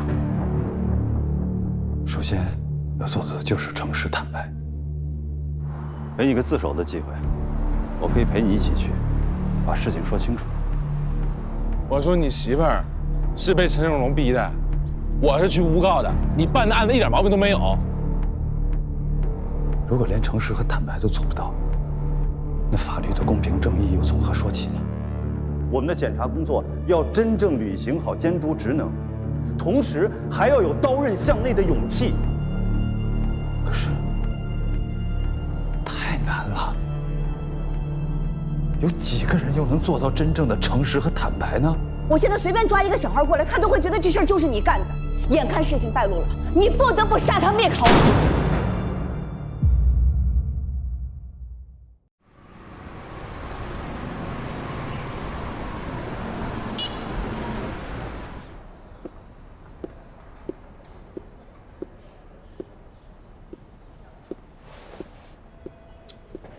你能不能不走来走去？你把我血压都走高了。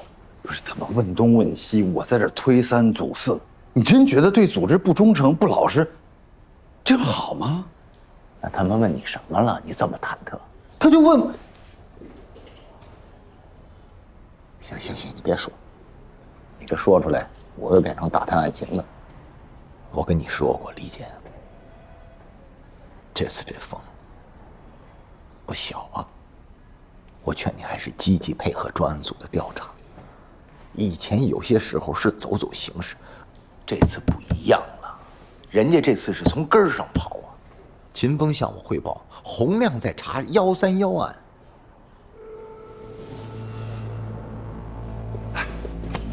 就是我跟洪亮还有老乔第一次独立办案那个案子。这洪亮是什么人？省11部的。把13年前的案子翻出来，他要干什么？算总账？算10几年东平的总账？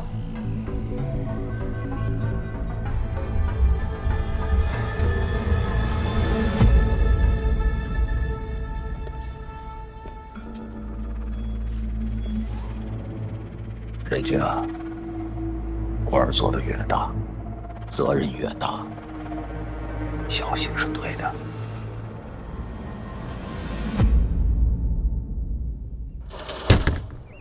乡亲们，听我说，袁立集团抢我们土地，占我们家园。今天我们讨要说法，他们不跟我们谈，说明什么？他们心虚。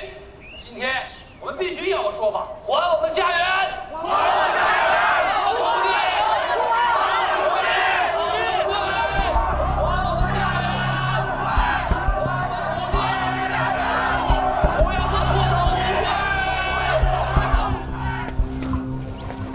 哎呀，老洪，你去管什么用啊？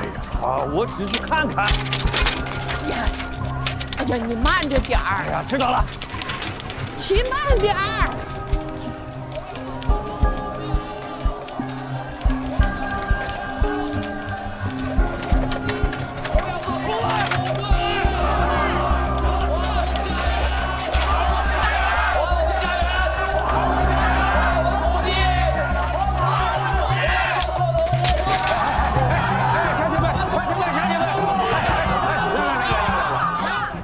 童爷，你怎么带头在这闹事啊？不是闹事，我们的伸张正义。洪老师，你可算来了，快跟大伙解释解释，咱们之前不是说好的吗？说好了的，大家听见了吗？好了，大家有所不知啊，人家天龙集团给我们的补偿款比元力集团多，那为啥我们村的地还是给了元力集团呢？这元力集团的老板叫江远，他是洪老师的亲戚，是洪亮的小舅子，所以我们的地批给了元力集团。大家明白为什么了吗？我说一下，你这无中生有啊！你这样子，我可以去告你的。王老师，你告我真害怕了。王老师为什么能告我？凭什么能告我？那是因为洪亮身上那身官服，洪亮勾结自己的小舅子，以权谋私，霸占我们的土地，我们能忍吗？不能忍！我们要讨司法，补偿。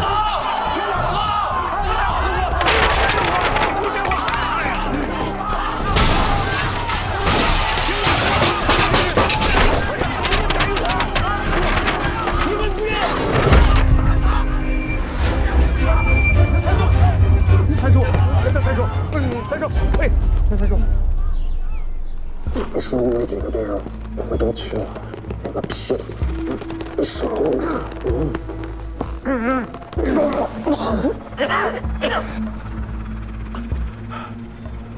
哥，我知不知道？我知道的全告诉你们了。这王玉不在这，他也不能怪我呀。哥，留着他也没啥用了，拿去发电吧。不着急，长生兄弟，我先给你充个电吧。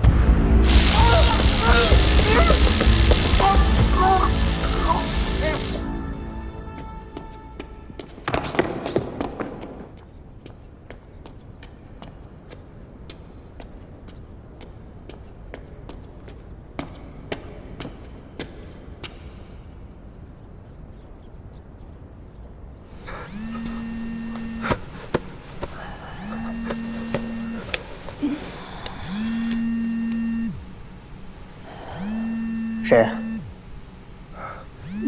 不认识。老实点啊！喂，没事啊，我是你哥，这是我新号码。你那啥，旁边有人没？没有啊。搁哪呢？安全不？安全。那个，你跑了之后，我就跟着跑了。他们没找你啊？我躲在我那个老宅子里了。哥，你后面准备咋办呢？我记得今天晚上有趟车批在出省的，晚上9点对不？对。咱们得帮我跑一趟，上完货，你把那8号车批的门你别锁，你给我留着，听着没？啊啥呀？我问你听懂了没有？听懂了。现在这出城的公路，公安都设了卡子了。那城里，陈胜龙人到处抓我呢，我也被逼得走不了了，我只能这方法出去了。行，你放心吧，哥。哎，办周全点啊。好，那我先挂了，哥啊。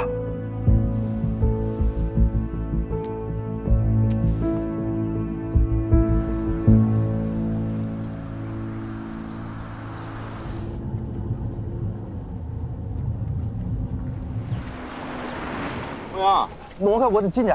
不行啊，哥，现在那个外来车辆不让进呢。我有急事，我回家，是我。那你也不行，大哥，弘毅大哥给我下的命令。给我看着车。好。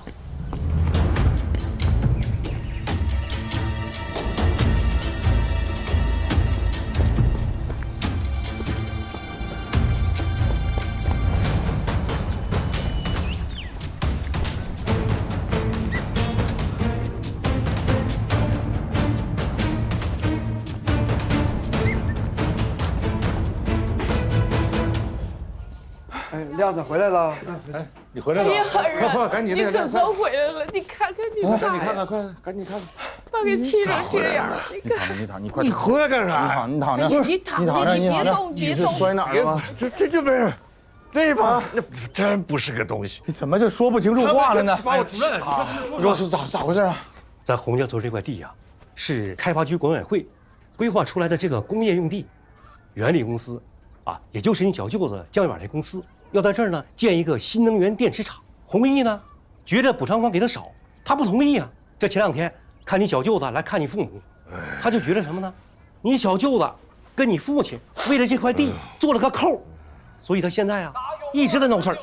我们洪家的鼻祖迁移到了这个村儿，历经土质，打下了基业。600年建村，咱不跟你犟啊，这不归这样。我们邻里和睦，安居乐业，其乐融融，互帮互助。可600年后的今天，他们家就要毁掉我们这个村儿，让我们所有的村民们。你躺着，别动啊！慢点。今天给我们一个交代，是不是？不是，把喇叭给我。主任，给我，这是政府的决定，这事跟洪老师家一点关系都没有。你走，你给我走不了，这事得唠明白。今天你要唠啥明白？我1分钟之前主任才跟我说一个大概的，我都没听懂，我都不知道啥情况。你要唠啥明白？别揣着明白装糊涂，啥政府的决定啊？不就是你们一家人的决定吗？你们家爱占便宜，当年村里分土地，你们家就比别人多3分，你们家一直如此。弘毅，咱说话讲点良心，你别说我们家一直怎么着，我家啥人，我妈啥人，你不知道吗？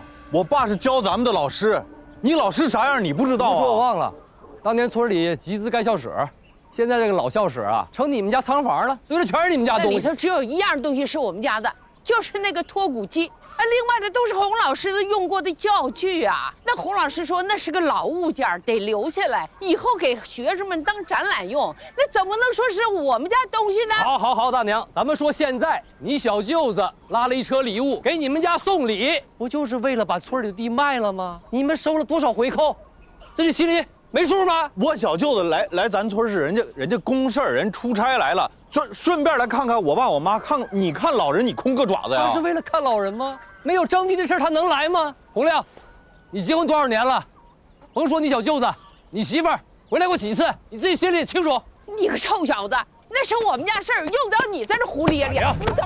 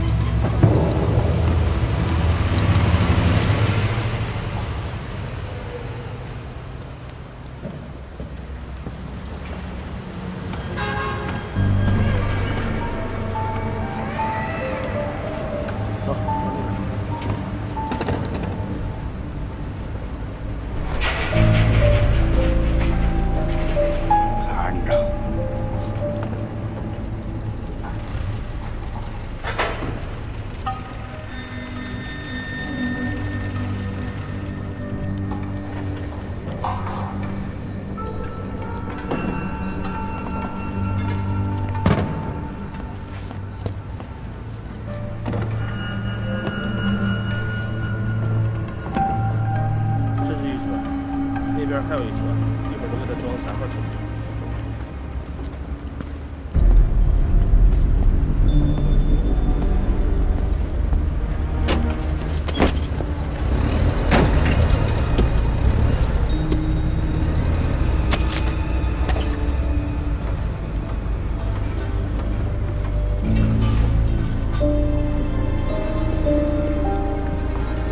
徐官，给他打电话。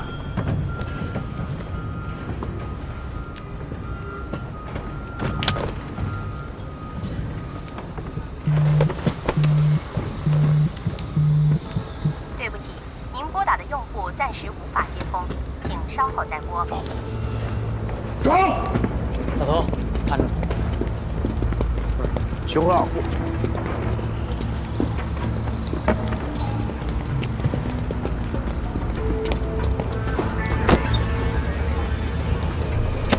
来了。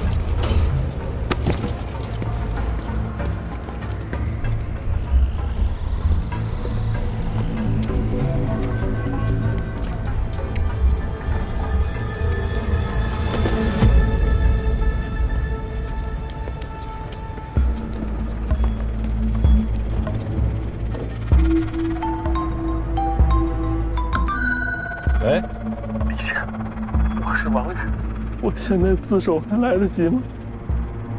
来得及，怎么了？想通了？我跟程胜龙闹掰了，他现在想要弄死我，他带了很多人来我这火车，你能不能过来接我一趟？我马上就过去，最多20分钟，你坚持住，等我啊。还有个事儿，陈胜龙他可不是最大的，你得去查，他背后有个叫那个于建成，他跟那个江源在合作。你快点儿，你来晚了，我真就让他们给弄死了。喂，王玉，给我打电话给许延武。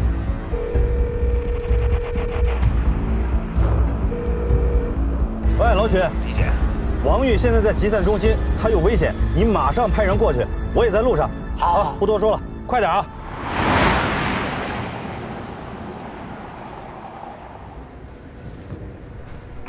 哎，老张，过来把字签一下。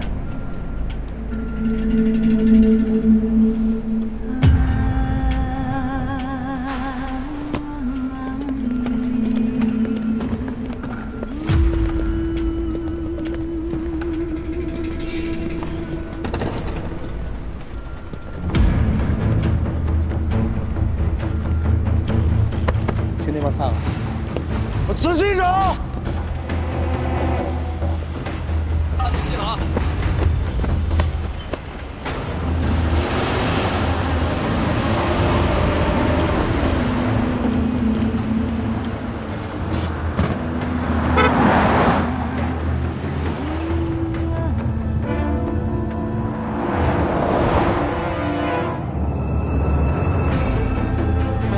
杰哥，往铁道那边瞅瞅去，那边。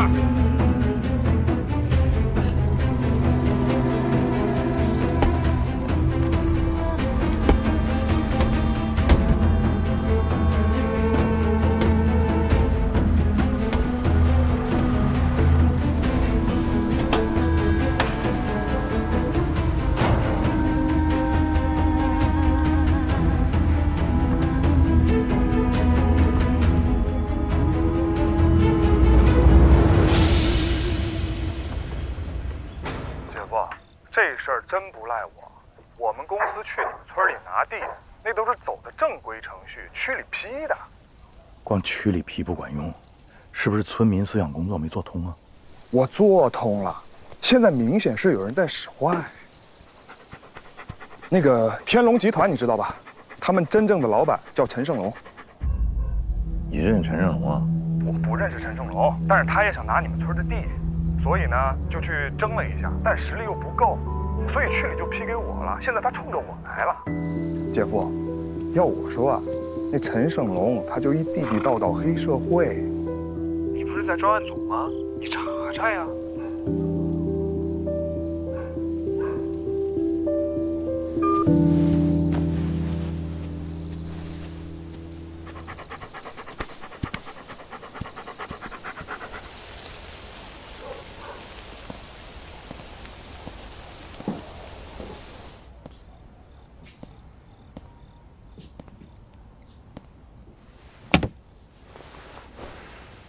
儿子。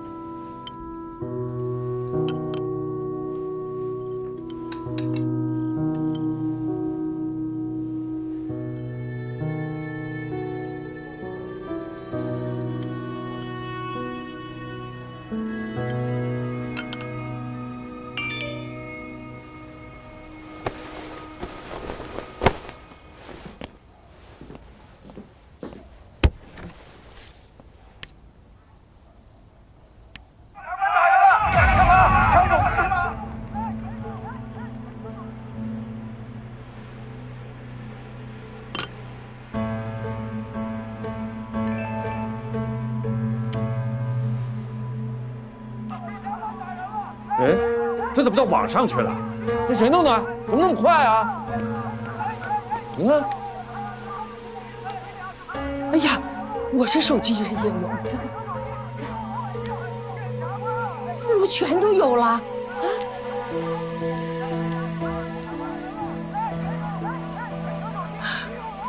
儿子，你们领导不会能看见吧？要是看见了，他能够信吗？我知道这个叫舆情。你们领导能把他们都删掉吗？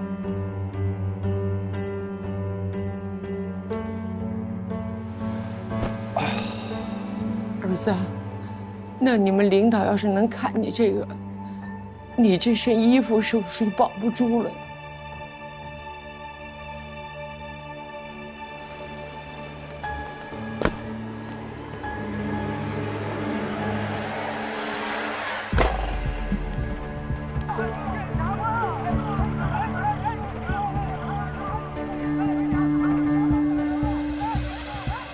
这事儿就怪你！你说你我拦你都拦不住，你要干什么去吗？你看看你把这事儿弄成这么糟糕，怎么怪我呢？我只是把这件事跟他们家小远给他扯开，我怎么知道他玩这一套啊？你扯开了吗？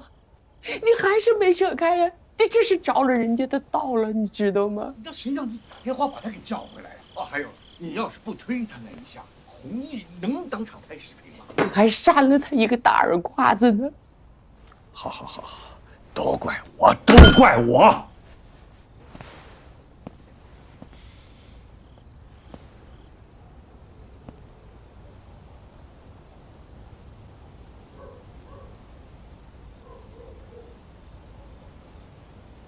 走，趁着天黑，今晚就走，离开这里，离开洪家村儿。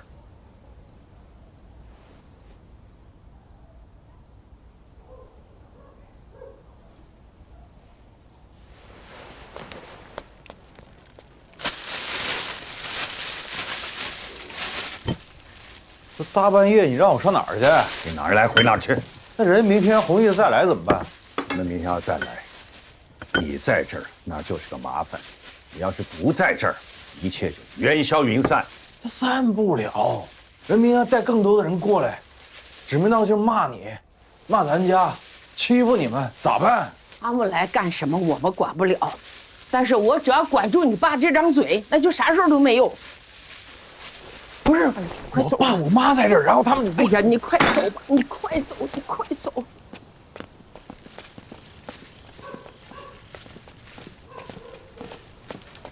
儿子，东西拿着。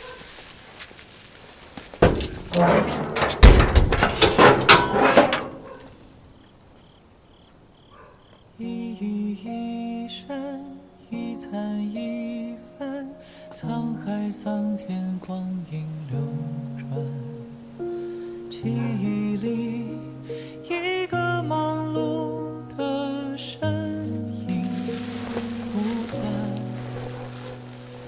一字一句，一来一去，风来云去。我儿子随时给我打电话。回忆里永远等待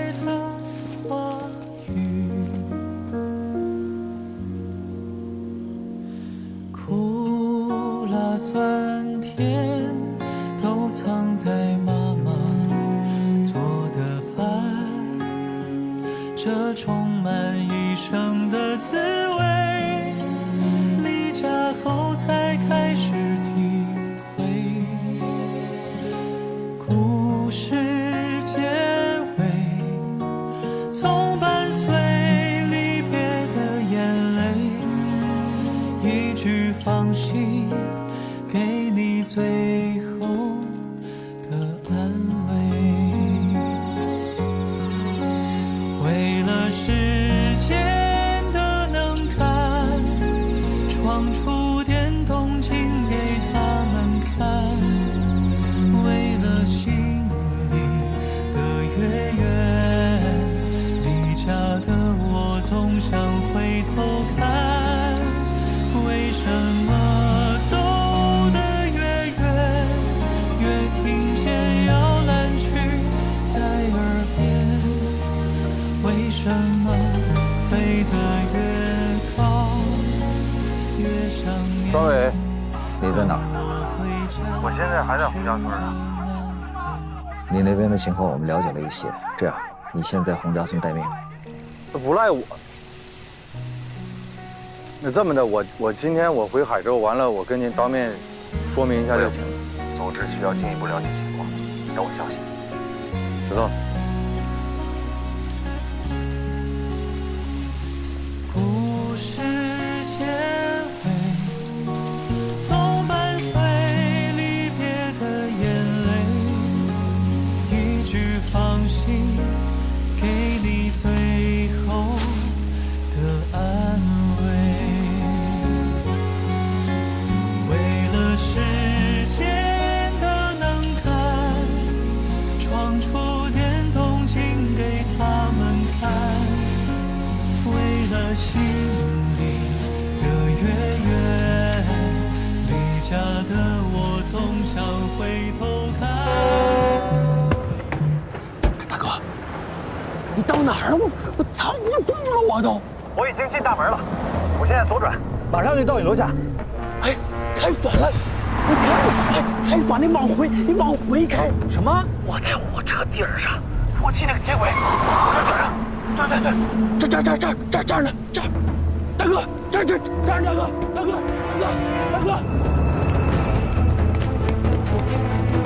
我看到了。别跑！行。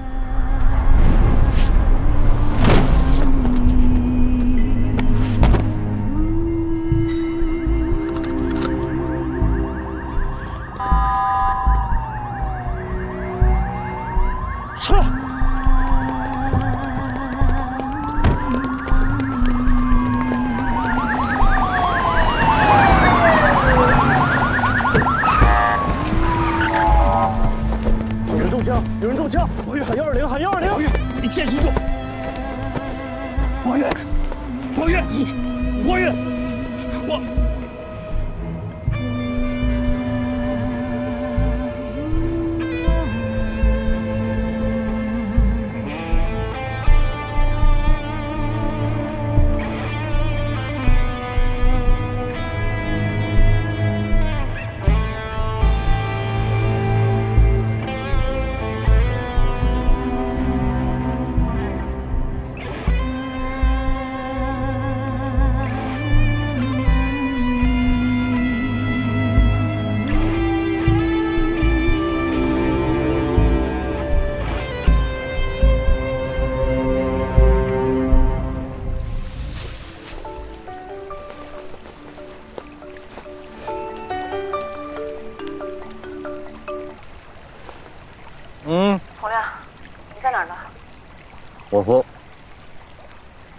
洪大哥，你赶紧回来，王玉死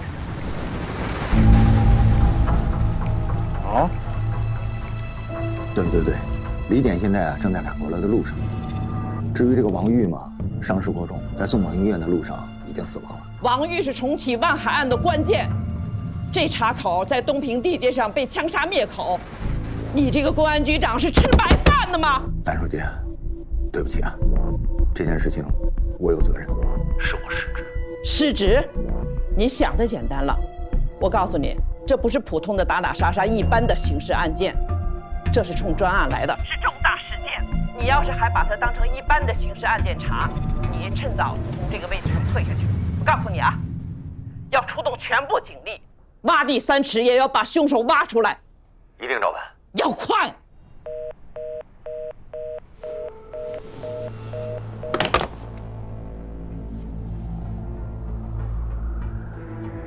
宋组长，经排查，发现事故当天晚上在矿区出没的可疑男子。经当班组长陈辉比对，基本可以确认，此人正是涉嫌制造人为事故的熊二强。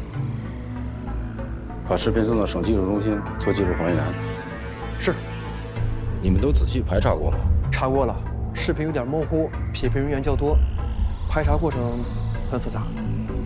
筛查出当天晚上出现在矿山10公里范围左右内所有的可疑人员。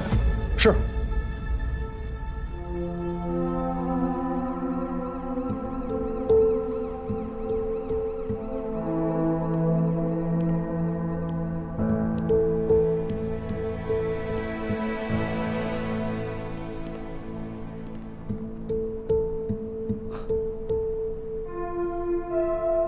折腾了半辈子，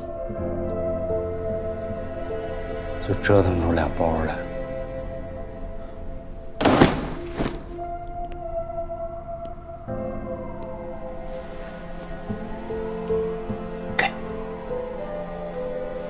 咱先出去，出去了，咱再想办法。我别走。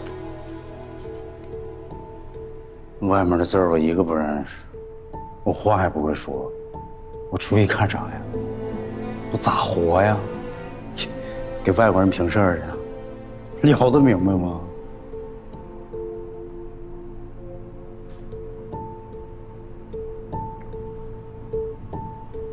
哥，我们要留在这儿就是死，你不明白吗？小龙，天哥的，咱找老师去，他肯定有办法。找老师干啥呀？阿哥，这么多年，老师还把咱们当家人吗？早没了。老师现在的家人是江源，老师跟江源那是生意。现在生意没了，老师肯定能摆平。他现在还有靠山呢。啥靠山呢？老师的靠山是江源他爸呀。哥，他们现在解决这个事情的方法就是把你跟我给扔出去。不会的，不会的。老师干不出卸磨杀驴、过河拆桥的事儿，他不是这种，他就是这样的人。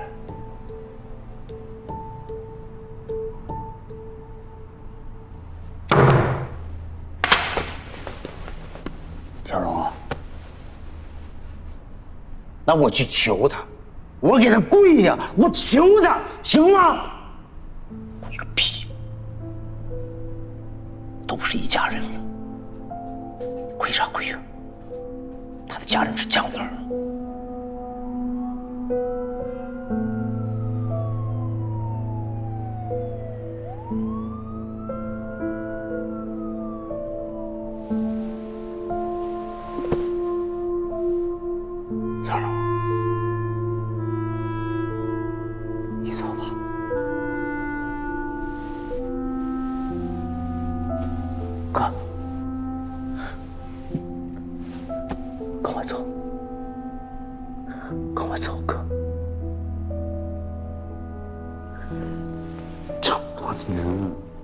过这么多事儿，我真的累了。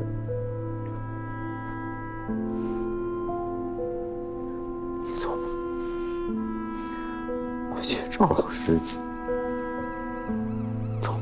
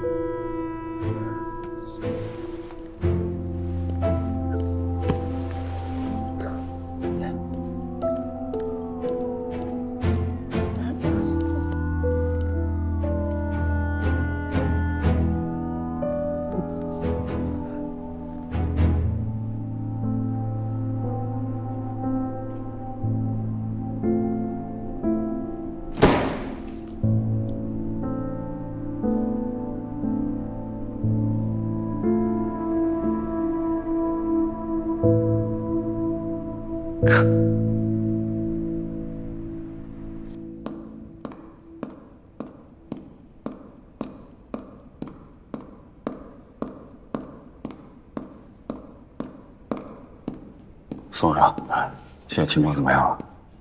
李建正在做笔录。宋队，哎，徐军，哎，哦，我介绍一下，这是咱们海东省检察院第11部的检察官曹野。哦，你好，你好，徐军。谁也没想到能发生这种事，事关重大，我们想请李检去趟专案组详细了解一下情况。没问题，这笔录啊马上就结束了，到时候我让他们复印一份。宋队啊，你也带上。哎，那谢谢徐军。哎，不客气。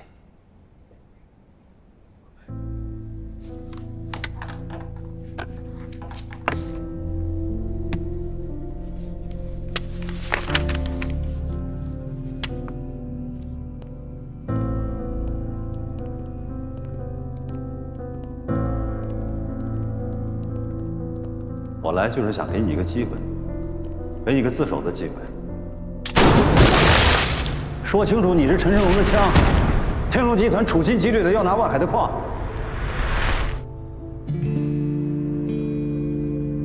你跑得了吗？你媳妇儿跑得了吗？你媳妇儿帮人抢的矿，那案子是你办的，你是不是从专案组来？你这点事儿你跟专案组说了吗？是不是我给你证据那天，我还要向你展示一份逮捕证啊？你希望自己处于一个什么阶段？你隐瞒什么呢？你估计什么呢？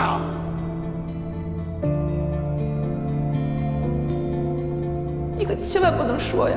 这个家怎么办？孩子怎么办？琪琪还小，这个家不能散呀！那我要不说，老师后来自己知道了，那我不更说不清楚吗？官儿做得越大，责任越大。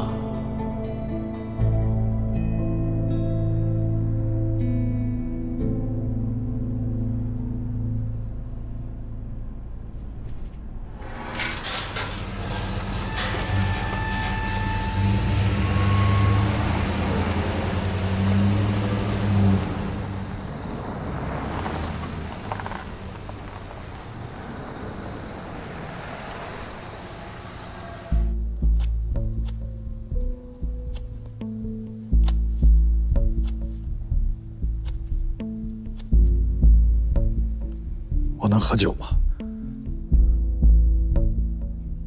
因为你是政法干警，我们对你有基本的信任，你才能坐在这儿接受询问，而不是被铐起来，送进审讯室，被当作犯罪嫌疑人。我能喝口酒吗？我再说一遍，今天这个不是日常谈话，这是一刻千金的破案黄金时机。李仁俊，这点你非常清楚。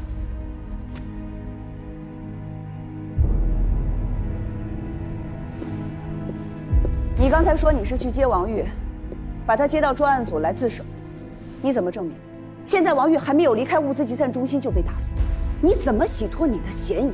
李仁俊，我告诉你，我现在随便抓一个小孩过来，他都会觉得这事儿就是你干的，你就是王玉的保护伞。眼看事情败露了，你不得不杀他灭口。你们就是这么推理案情的？那你告诉我应该怎么推理？你怎么向组织解释？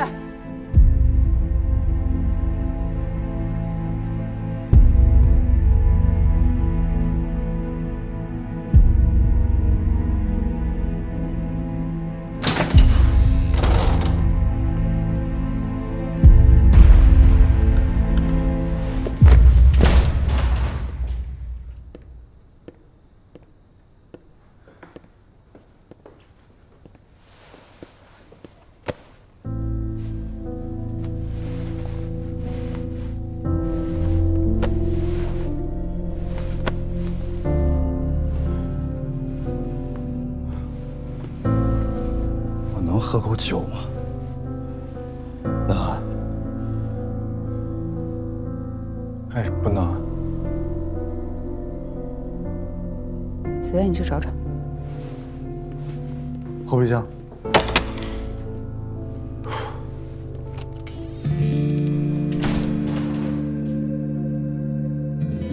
其实，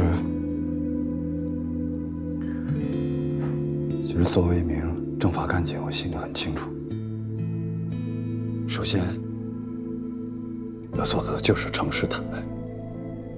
如果连诚实和坦白都做不到，那法律的公平正义又从何说起呢？可是，太难了。有几个人又能做到真正的诚实和坦白呢？我要是能早一点明白这个道理，上次你们找我谈话的时候，我能坦白，也许王玉就不会死啊。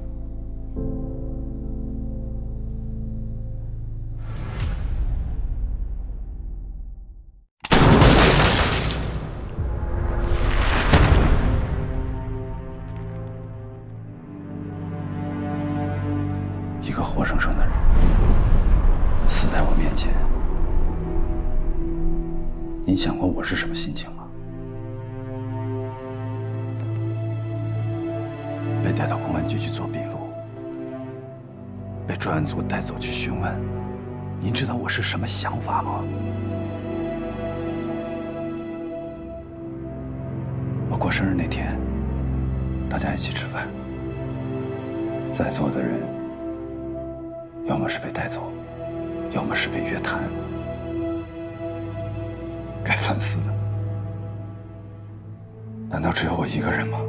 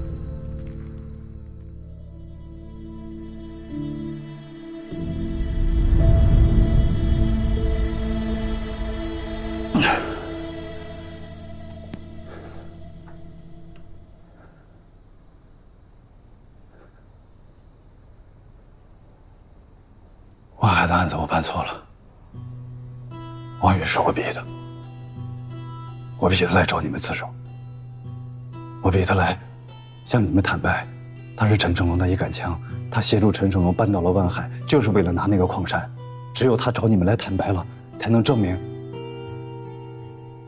我是被他们利用的，我不是故意要办错案子。我可以陪你一起去，把事情说清楚。我说你们当官咋都这样呢？啊，好事全都要，碰见事就跑，你是人吗你？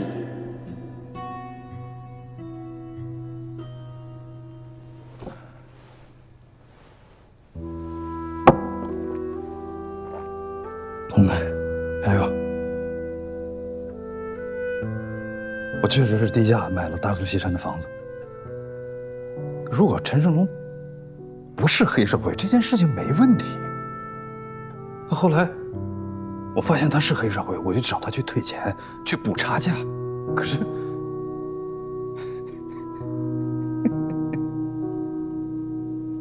晚了，你不让退了。不但不让退，陈胜龙还威胁刘云。这种情况我怎么办？我敢说吗？我不敢，我害怕，我害怕刘云说不清楚。那是我老婆，红亮，那是我老婆呀。怎么办？我还是去找王玉。我吓唬他，我逼他让他来找你们，让他来说清楚陈胜龙是黑社会，让他来说清楚柳韵是在完全不知道的情况下被陈胜龙利用的，他是被围猎的，是不是这样？柳韵的罪就能轻一点。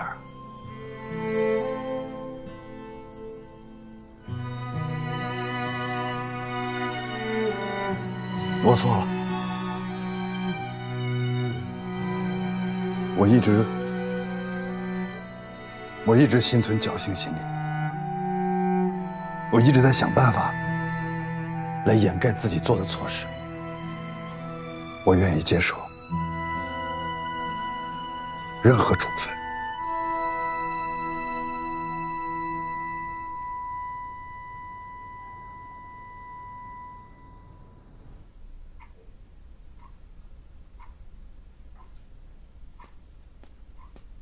小敏啊，爸，明天要走了。嗯。那洪亮这个事儿，你打算怎么办呢？既然他要查下去，我也没有办法。北京不去了？北京肯定要去的，等他查完了再过来吧。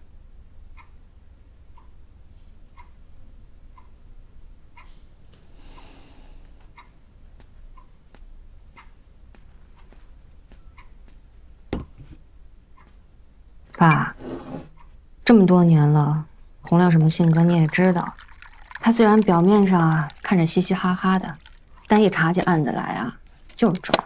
所以咱们就让他把手头这个案子查完吧。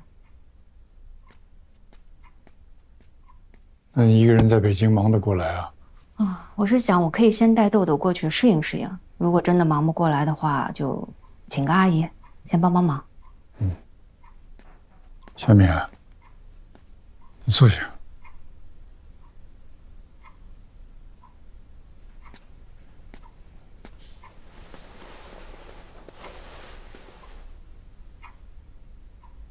东平这个案子不简单，还牵涉到萧远。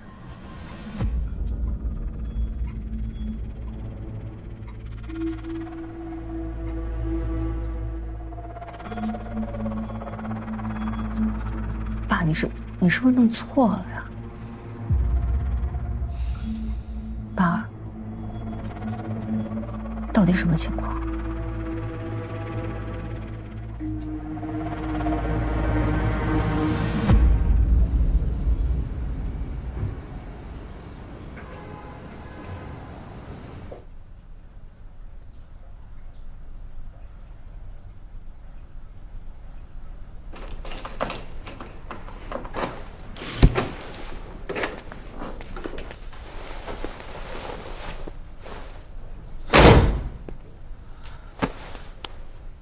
没事吧？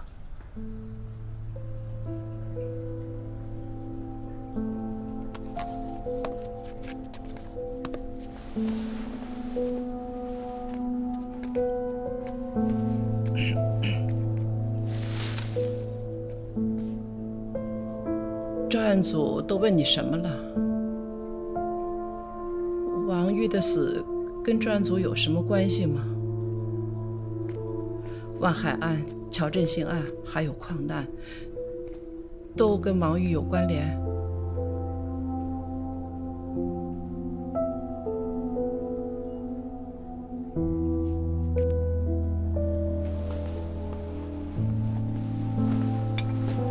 你都说什么了？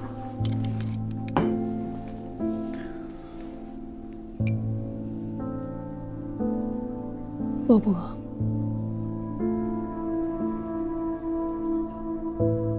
该说的我都说了。什么是该说的？你说什么了？王玉为什么死在你怀里？他觉得有危险，为什么不联系公安，反倒联系你这个检察长？他是怎么找到你的？我听说还是你报的案。小姨，天都快亮了，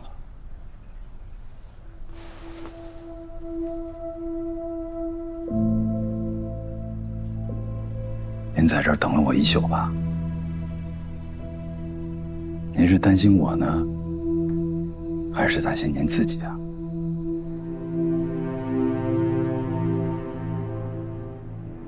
一个活生生的人死在我面前，您想过我是什么心情吗？被带到公安局去做笔录，被专案组带走去询问，您知道我是什么想法吗？我也在反思。我过生日那天，大家一起吃饭，在座的人要么是被带走，要么是被约谈。我想不明白这到底是为什么。东平政法系统怎么就成了今天这个样子？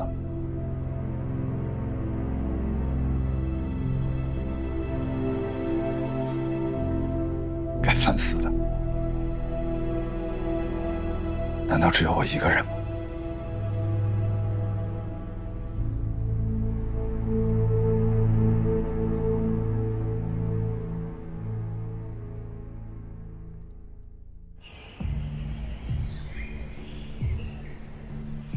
技术还原的结果出来了，也进行了仔细的排查和对比。我们筛选出了30人，但大部分人不在海洞，走访难度比较大。这些就是筛选出来的人。同志们，关键的时刻到了，我希望大家咬紧牙，坚持住，一丝都不能松懈。首先对这30人做背调，尤其是他们的社会关系调查。咱们大家众志成城，打好这一仗。对于发生在东平市的这起恶性枪击事件，市委领导高度重视。我命令从各分局抽调刑侦骨干，务必抓获凶手。是。另外，积极配合专案组工作，对盘踞在东平的黑恶势力深挖细查，绝不姑息。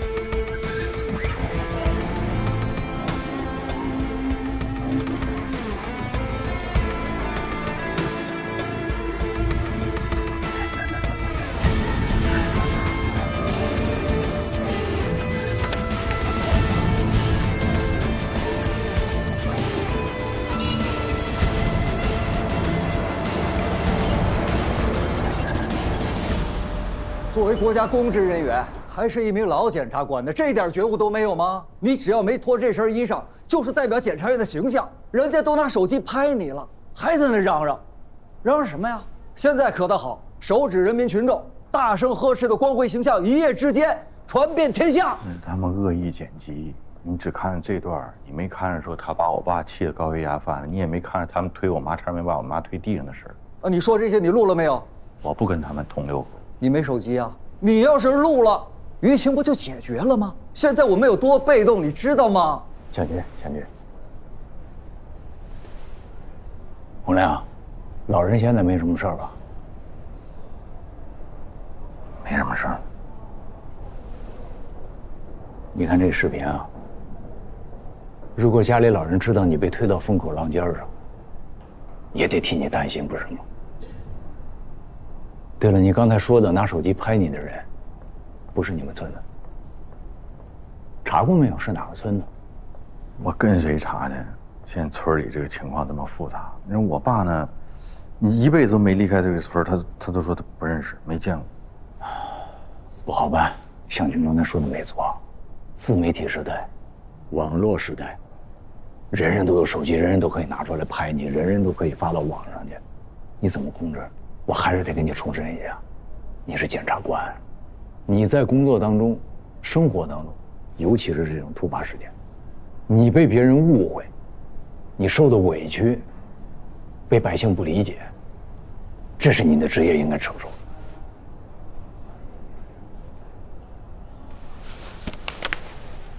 你看看这个，刚刚收到了最高检领导的指示，要求我们尽快的查清事实，汇报给最高检新闻办。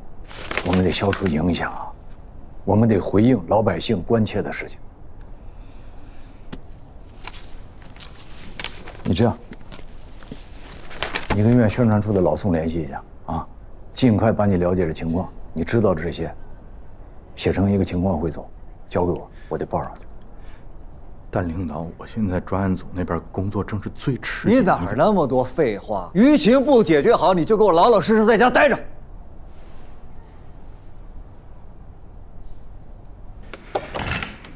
哟，姐你没走啊？我豆儿姐呢？跟阿姨出去了。哎，你过来。哟，哪儿来的古董啊？哎，这是什么时候拍的？那时候你就10岁。10岁，那小学。我记得我当时正好是高3啊。从小到大都是我接你送的，就那一天我记得很清楚，不是早自习就是晚自习的，经常是要么是忘了，要么是顾不上接你。哪儿顾不上？我都怀疑你谈恋爱去了。哎，你还记得吗？你当时啊，你就经常在那学校门口哭鼻子。我哪儿哭鼻子？你别埋汰我啊！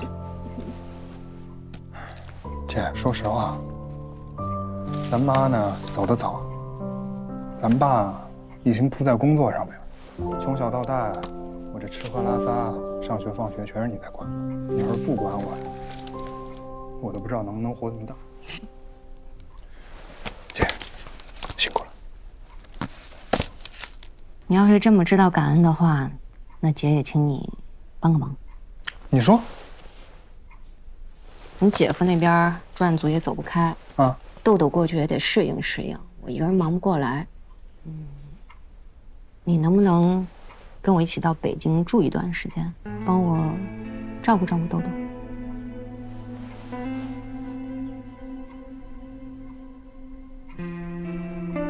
二姐，我这个项目啊，现在是最关键时刻，你也知道。那北京的那边有什么事儿，我都可以帮你解决，甚至你要是不行，我都可以给你请个保姆。但是你让我过去，我真有点走不开。你说的项目是新人吗？对啊。可以先放下。为什么？你姐夫的专案组啊，规模有多大我不清楚，但是查了这么久，至少证明东平的局势很复杂。你不要趟这个浑水。二姐，是不是爸跟你说什么？姐，这事儿你别掺和了，行吗？他没你想的那么简单啊，当然也没有那么复杂，只是，反正我自己有分寸。你要是有分寸的话，就不会现在还跟于天成有联系。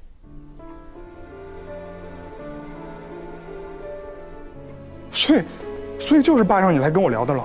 姐，你怎么跟爸一样？你们根本就不在乎我想要什么，你们只在乎自己想要什么。我实话告诉你，这个事我忙活了3年了，我不可能说放就放。我就把话撂这儿，你要是不听爸的，不听我的，这个家早晚会毁在你手里。你从小到大，爸给你擦过多少次屁股啊？车祸的事儿，对你的教训还不够大吗？所以我不需要你们帮我，我自己能解决。解决？你怎么解决呀？江源，我告诉你，你要是继续跟我天成这样下去的话，你跟黑社会有什么两样呀？那你去举报我，你让姐夫来抓我。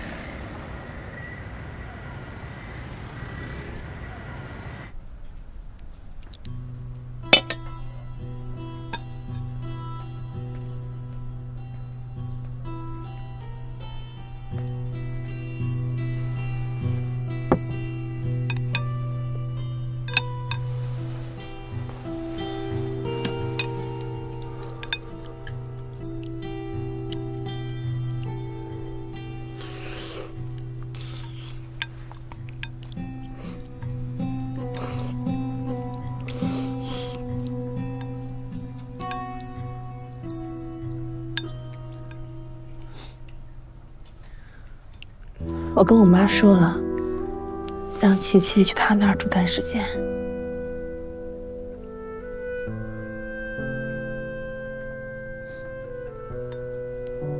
今天送她过去的路上，她跟我说了你跟她讲的那个故事。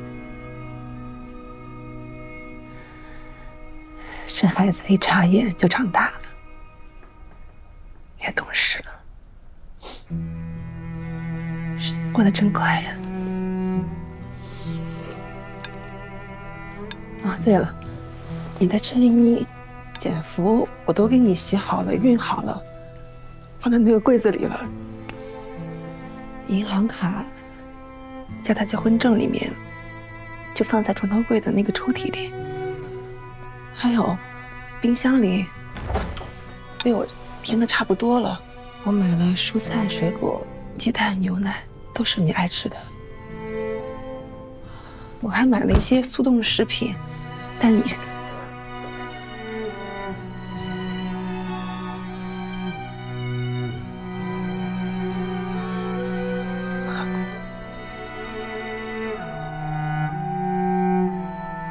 我爱你。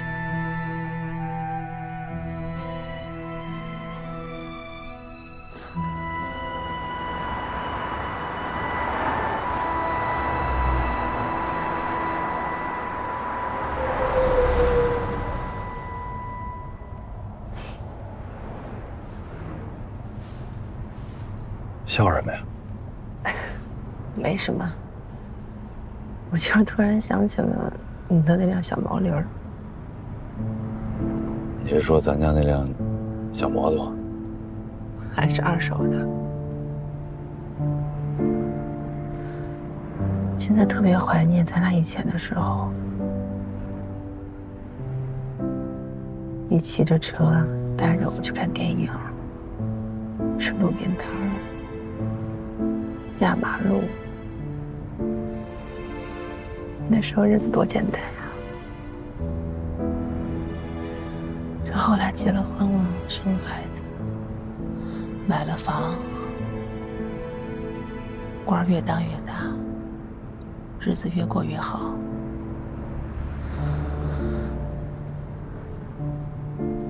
可感觉怎么就变了呢？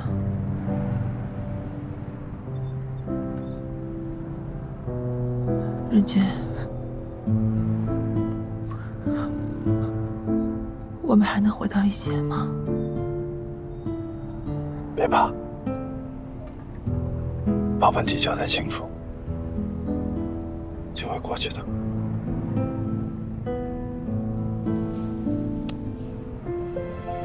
会好起来的。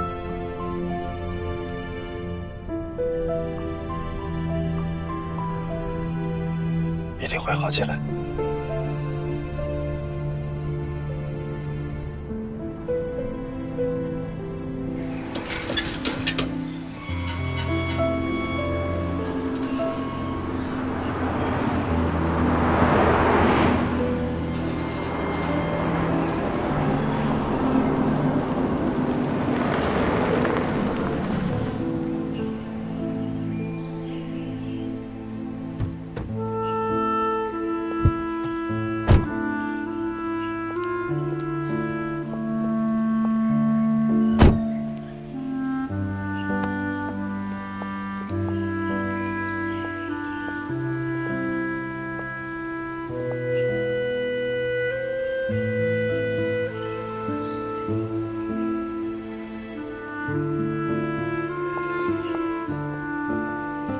回去吧，李姐。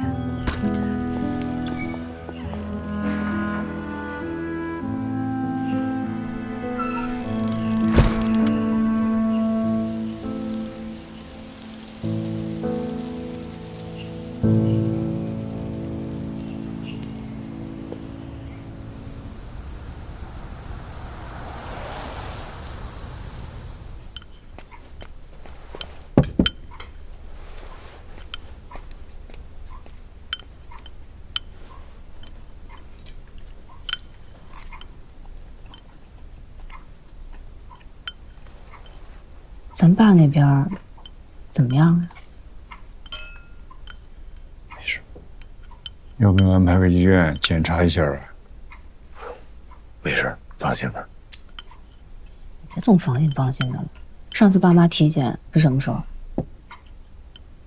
不到1年。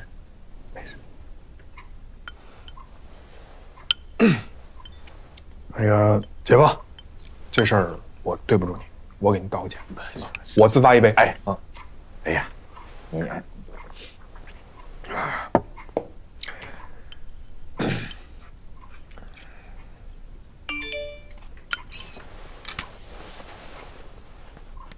舆情处理的如何？能否归队？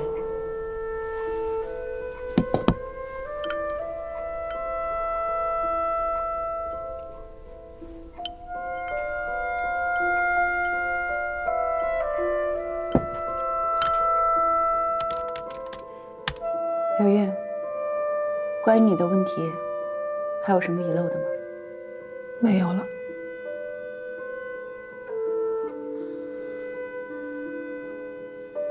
我的事，会对任俊有影响吗？我向组织保证，这些事他完全不知情。他如果知道，他一定不会同意我这么做的。我不想因为我连累了他。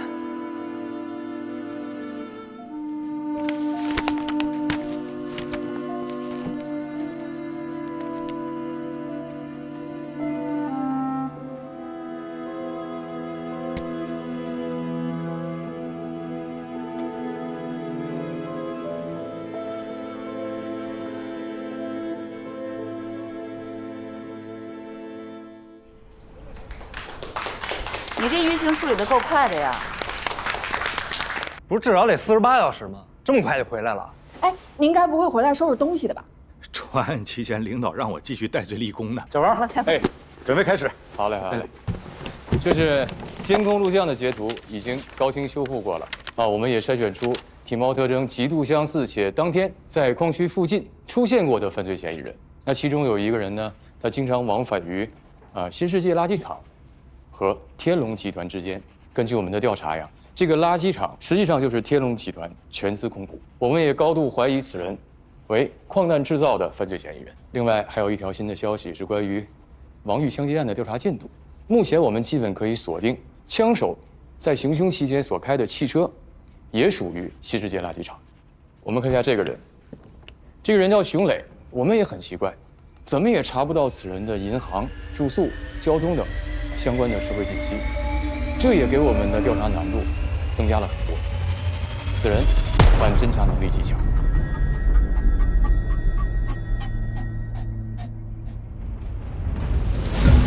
当年的案子办错了，孙一虎可能不是主犯。判处孙一虎死刑，剥夺政治权利终身。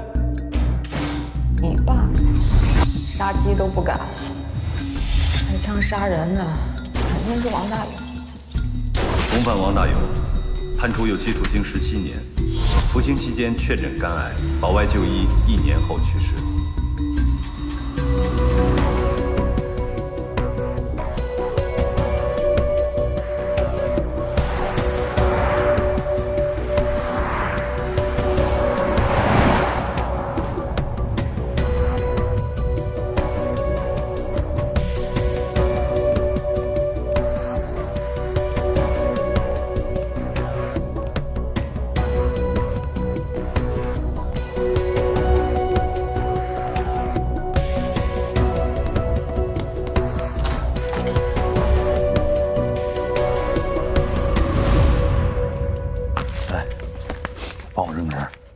今儿认不认识？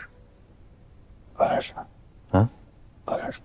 前一段你刚帮人家掩盖矿难了，你帮人这么大忙，你不认识他？我说过了，孙飞让我干的，具体帮谁我不知道。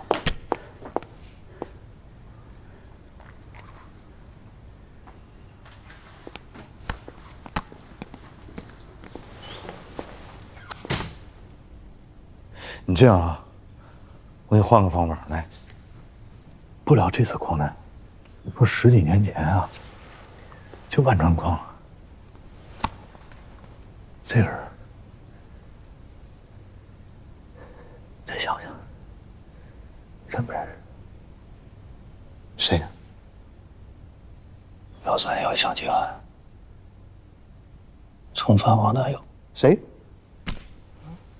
从犯王大勇。来，我没听清楚，你再说一遍。从犯王大勇。再说一遍。从犯是从犯吗？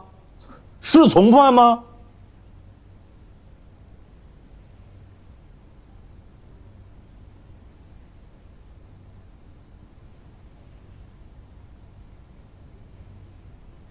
主犯王大有。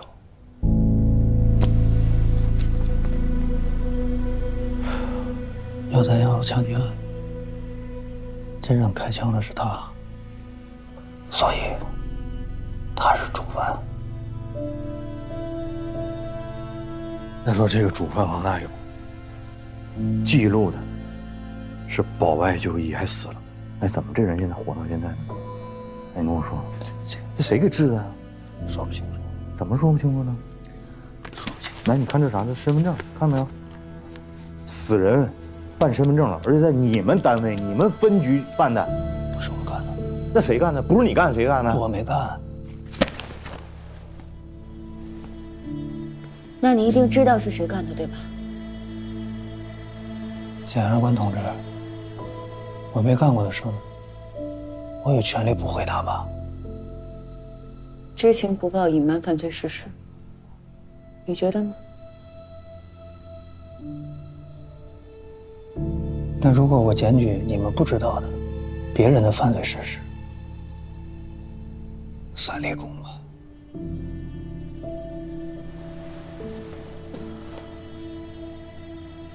孙飞亲自办的，他用他的权力填的资料，让户籍科走的流程，具体帮他操作的那个人员，后来被他调走了。那这个人怎么就说从主犯变成从犯了呢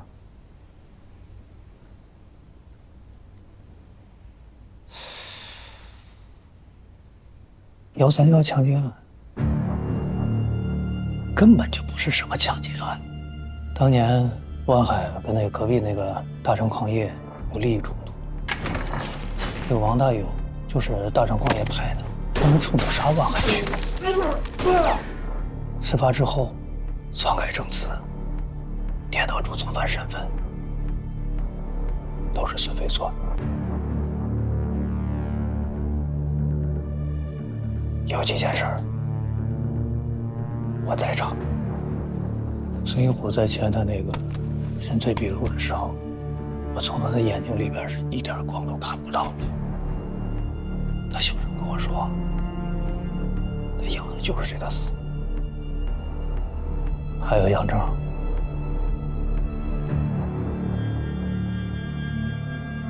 这是邪了门的。后来他姑娘也当了警察，还就分到我队里了。所以我从来都不敢看杨静的眼睛，因为我一看着他，就想起他爸。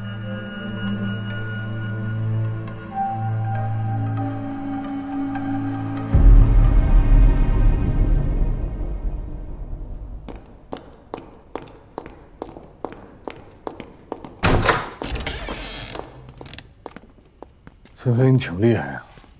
你这样的人，你怎么不早点把警服脱了呢？脱了多了无牵挂，多干干净净能干坏事，你怎么有脸穿警服呢？啊！这个人的身份我们现在很清楚了，凶类王大有，对吧？问你话呢？哎，这个人是不是一个主犯，让你给变成从犯了？然后还给人弄了个保外就医，最后说人死了，是你办的？你咋办的呀？啊？他说的是131案，记得吗？他的身份证是你办的，你不可能忘了。你这么给人放了，你放一条狼出来呀，逮谁咬谁呀？出来干了多少坏事？哎，一个矿难，2死6重伤啊，还杀了王玉，你把他放了，他杀人了，你不也等于杀人？你手上沾血了呀？啊？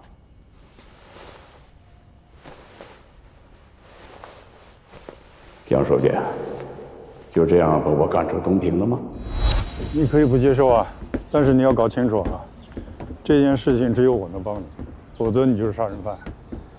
监狱和离开东平，你选吧。我可以接受，但是你必须再帮我一个忙。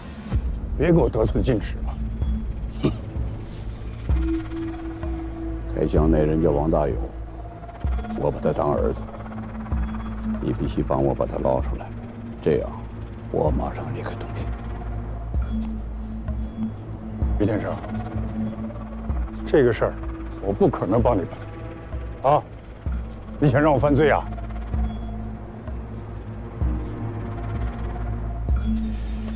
来，书记，那什么，老谢，你先陪书记走。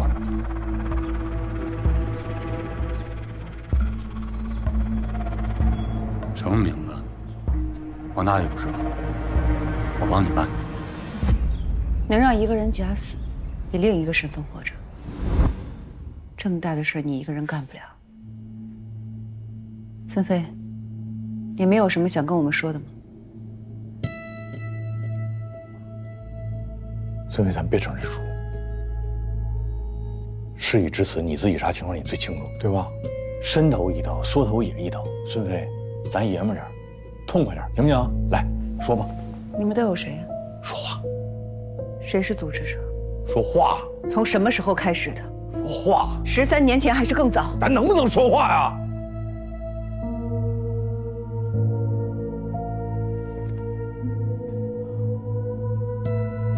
孙飞，你想玩零口供是吧？好。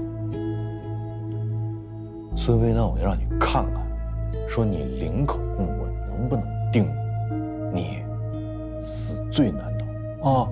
我跟我同事，我们一定会努力的，我们一定不辜负你，我们一定认认真真对待你这个案子，给你判的实实在在，给你证的清清楚楚，我让你死的心服口服。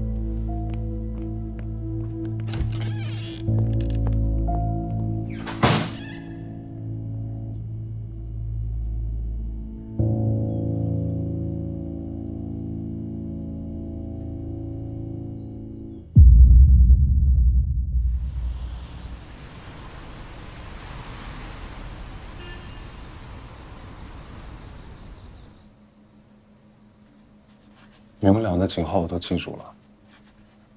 等我出去以后啊，我就投诉你们。程子健，你还以为你能出去呢？好好交代，争取宽大处理。啊，证据呢？给我看看呀！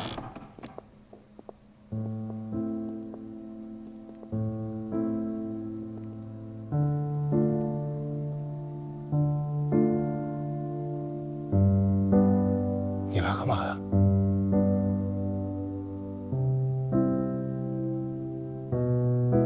你们叫他来干嘛呀？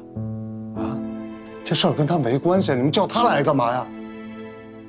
郑亚平，你把他带来干嘛呀？说话，郑亚平，这事儿跟他没关系。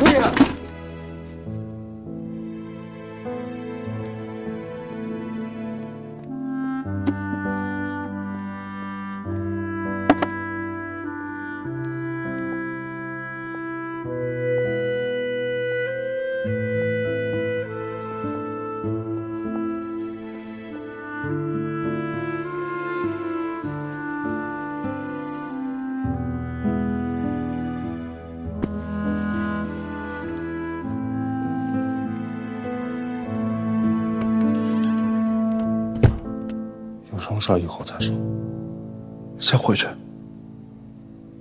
还有以后。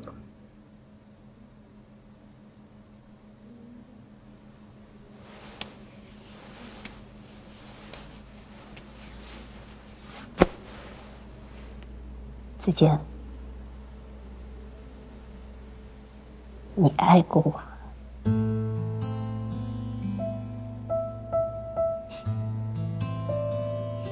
为什么骗我？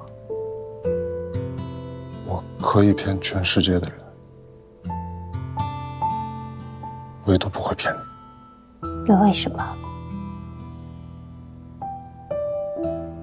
我就是怕你们看不起我。如果我还是一个县里的小公务员，你哥会把你介绍给我，你会看上我吗？你就是这么看我和我哥的。我说的没错呀，都是实话。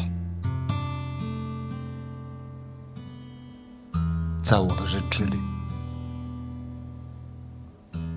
就是这个样子。每一个人从出生开始就得自己去抢。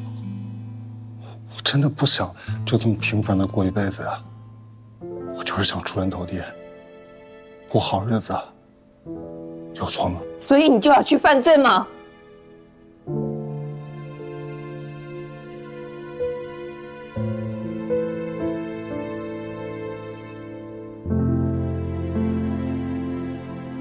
我跟你在一起，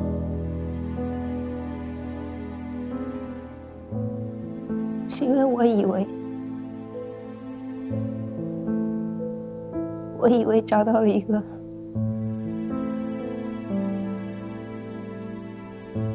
全心全意爱我的人。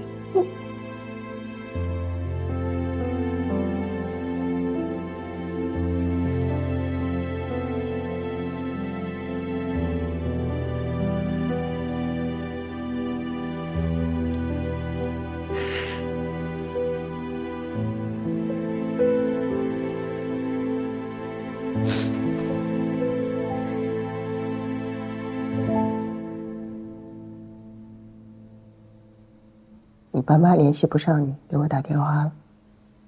我跟他们说你出差了，但我瞒不了太久。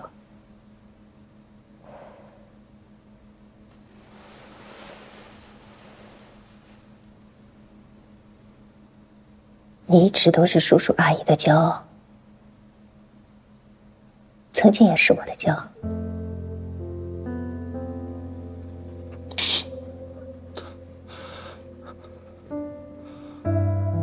坦白从宽吧。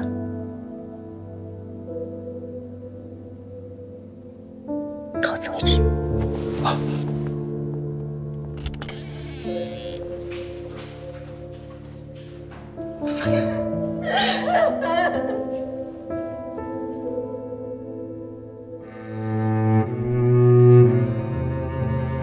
妍希，谢谢你给了我个家。余生还请继续指教。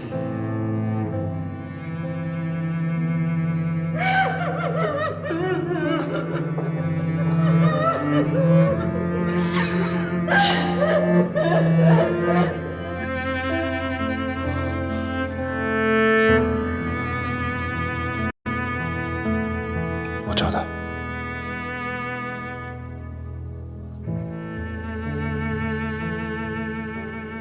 我知道。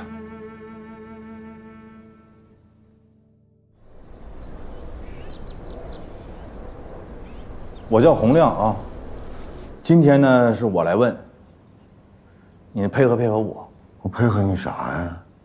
说13年前，你们这个万昌矿有个131案，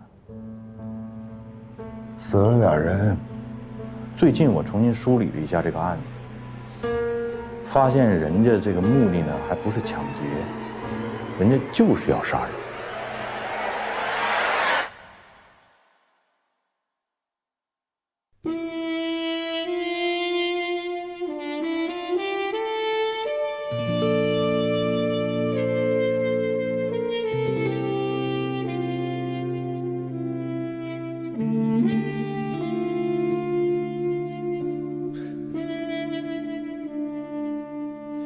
萌芽，藏进土壤，阴暗着窗，窥不见光。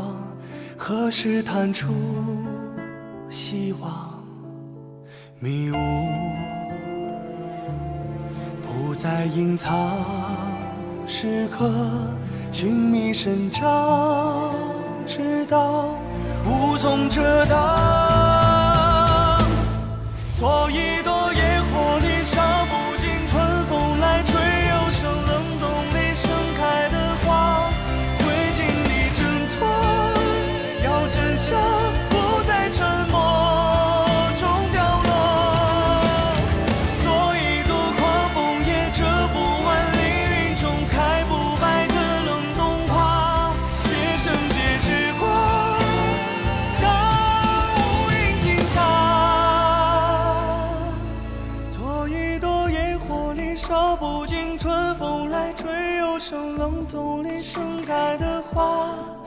经历挣脱，要真相不再沉默。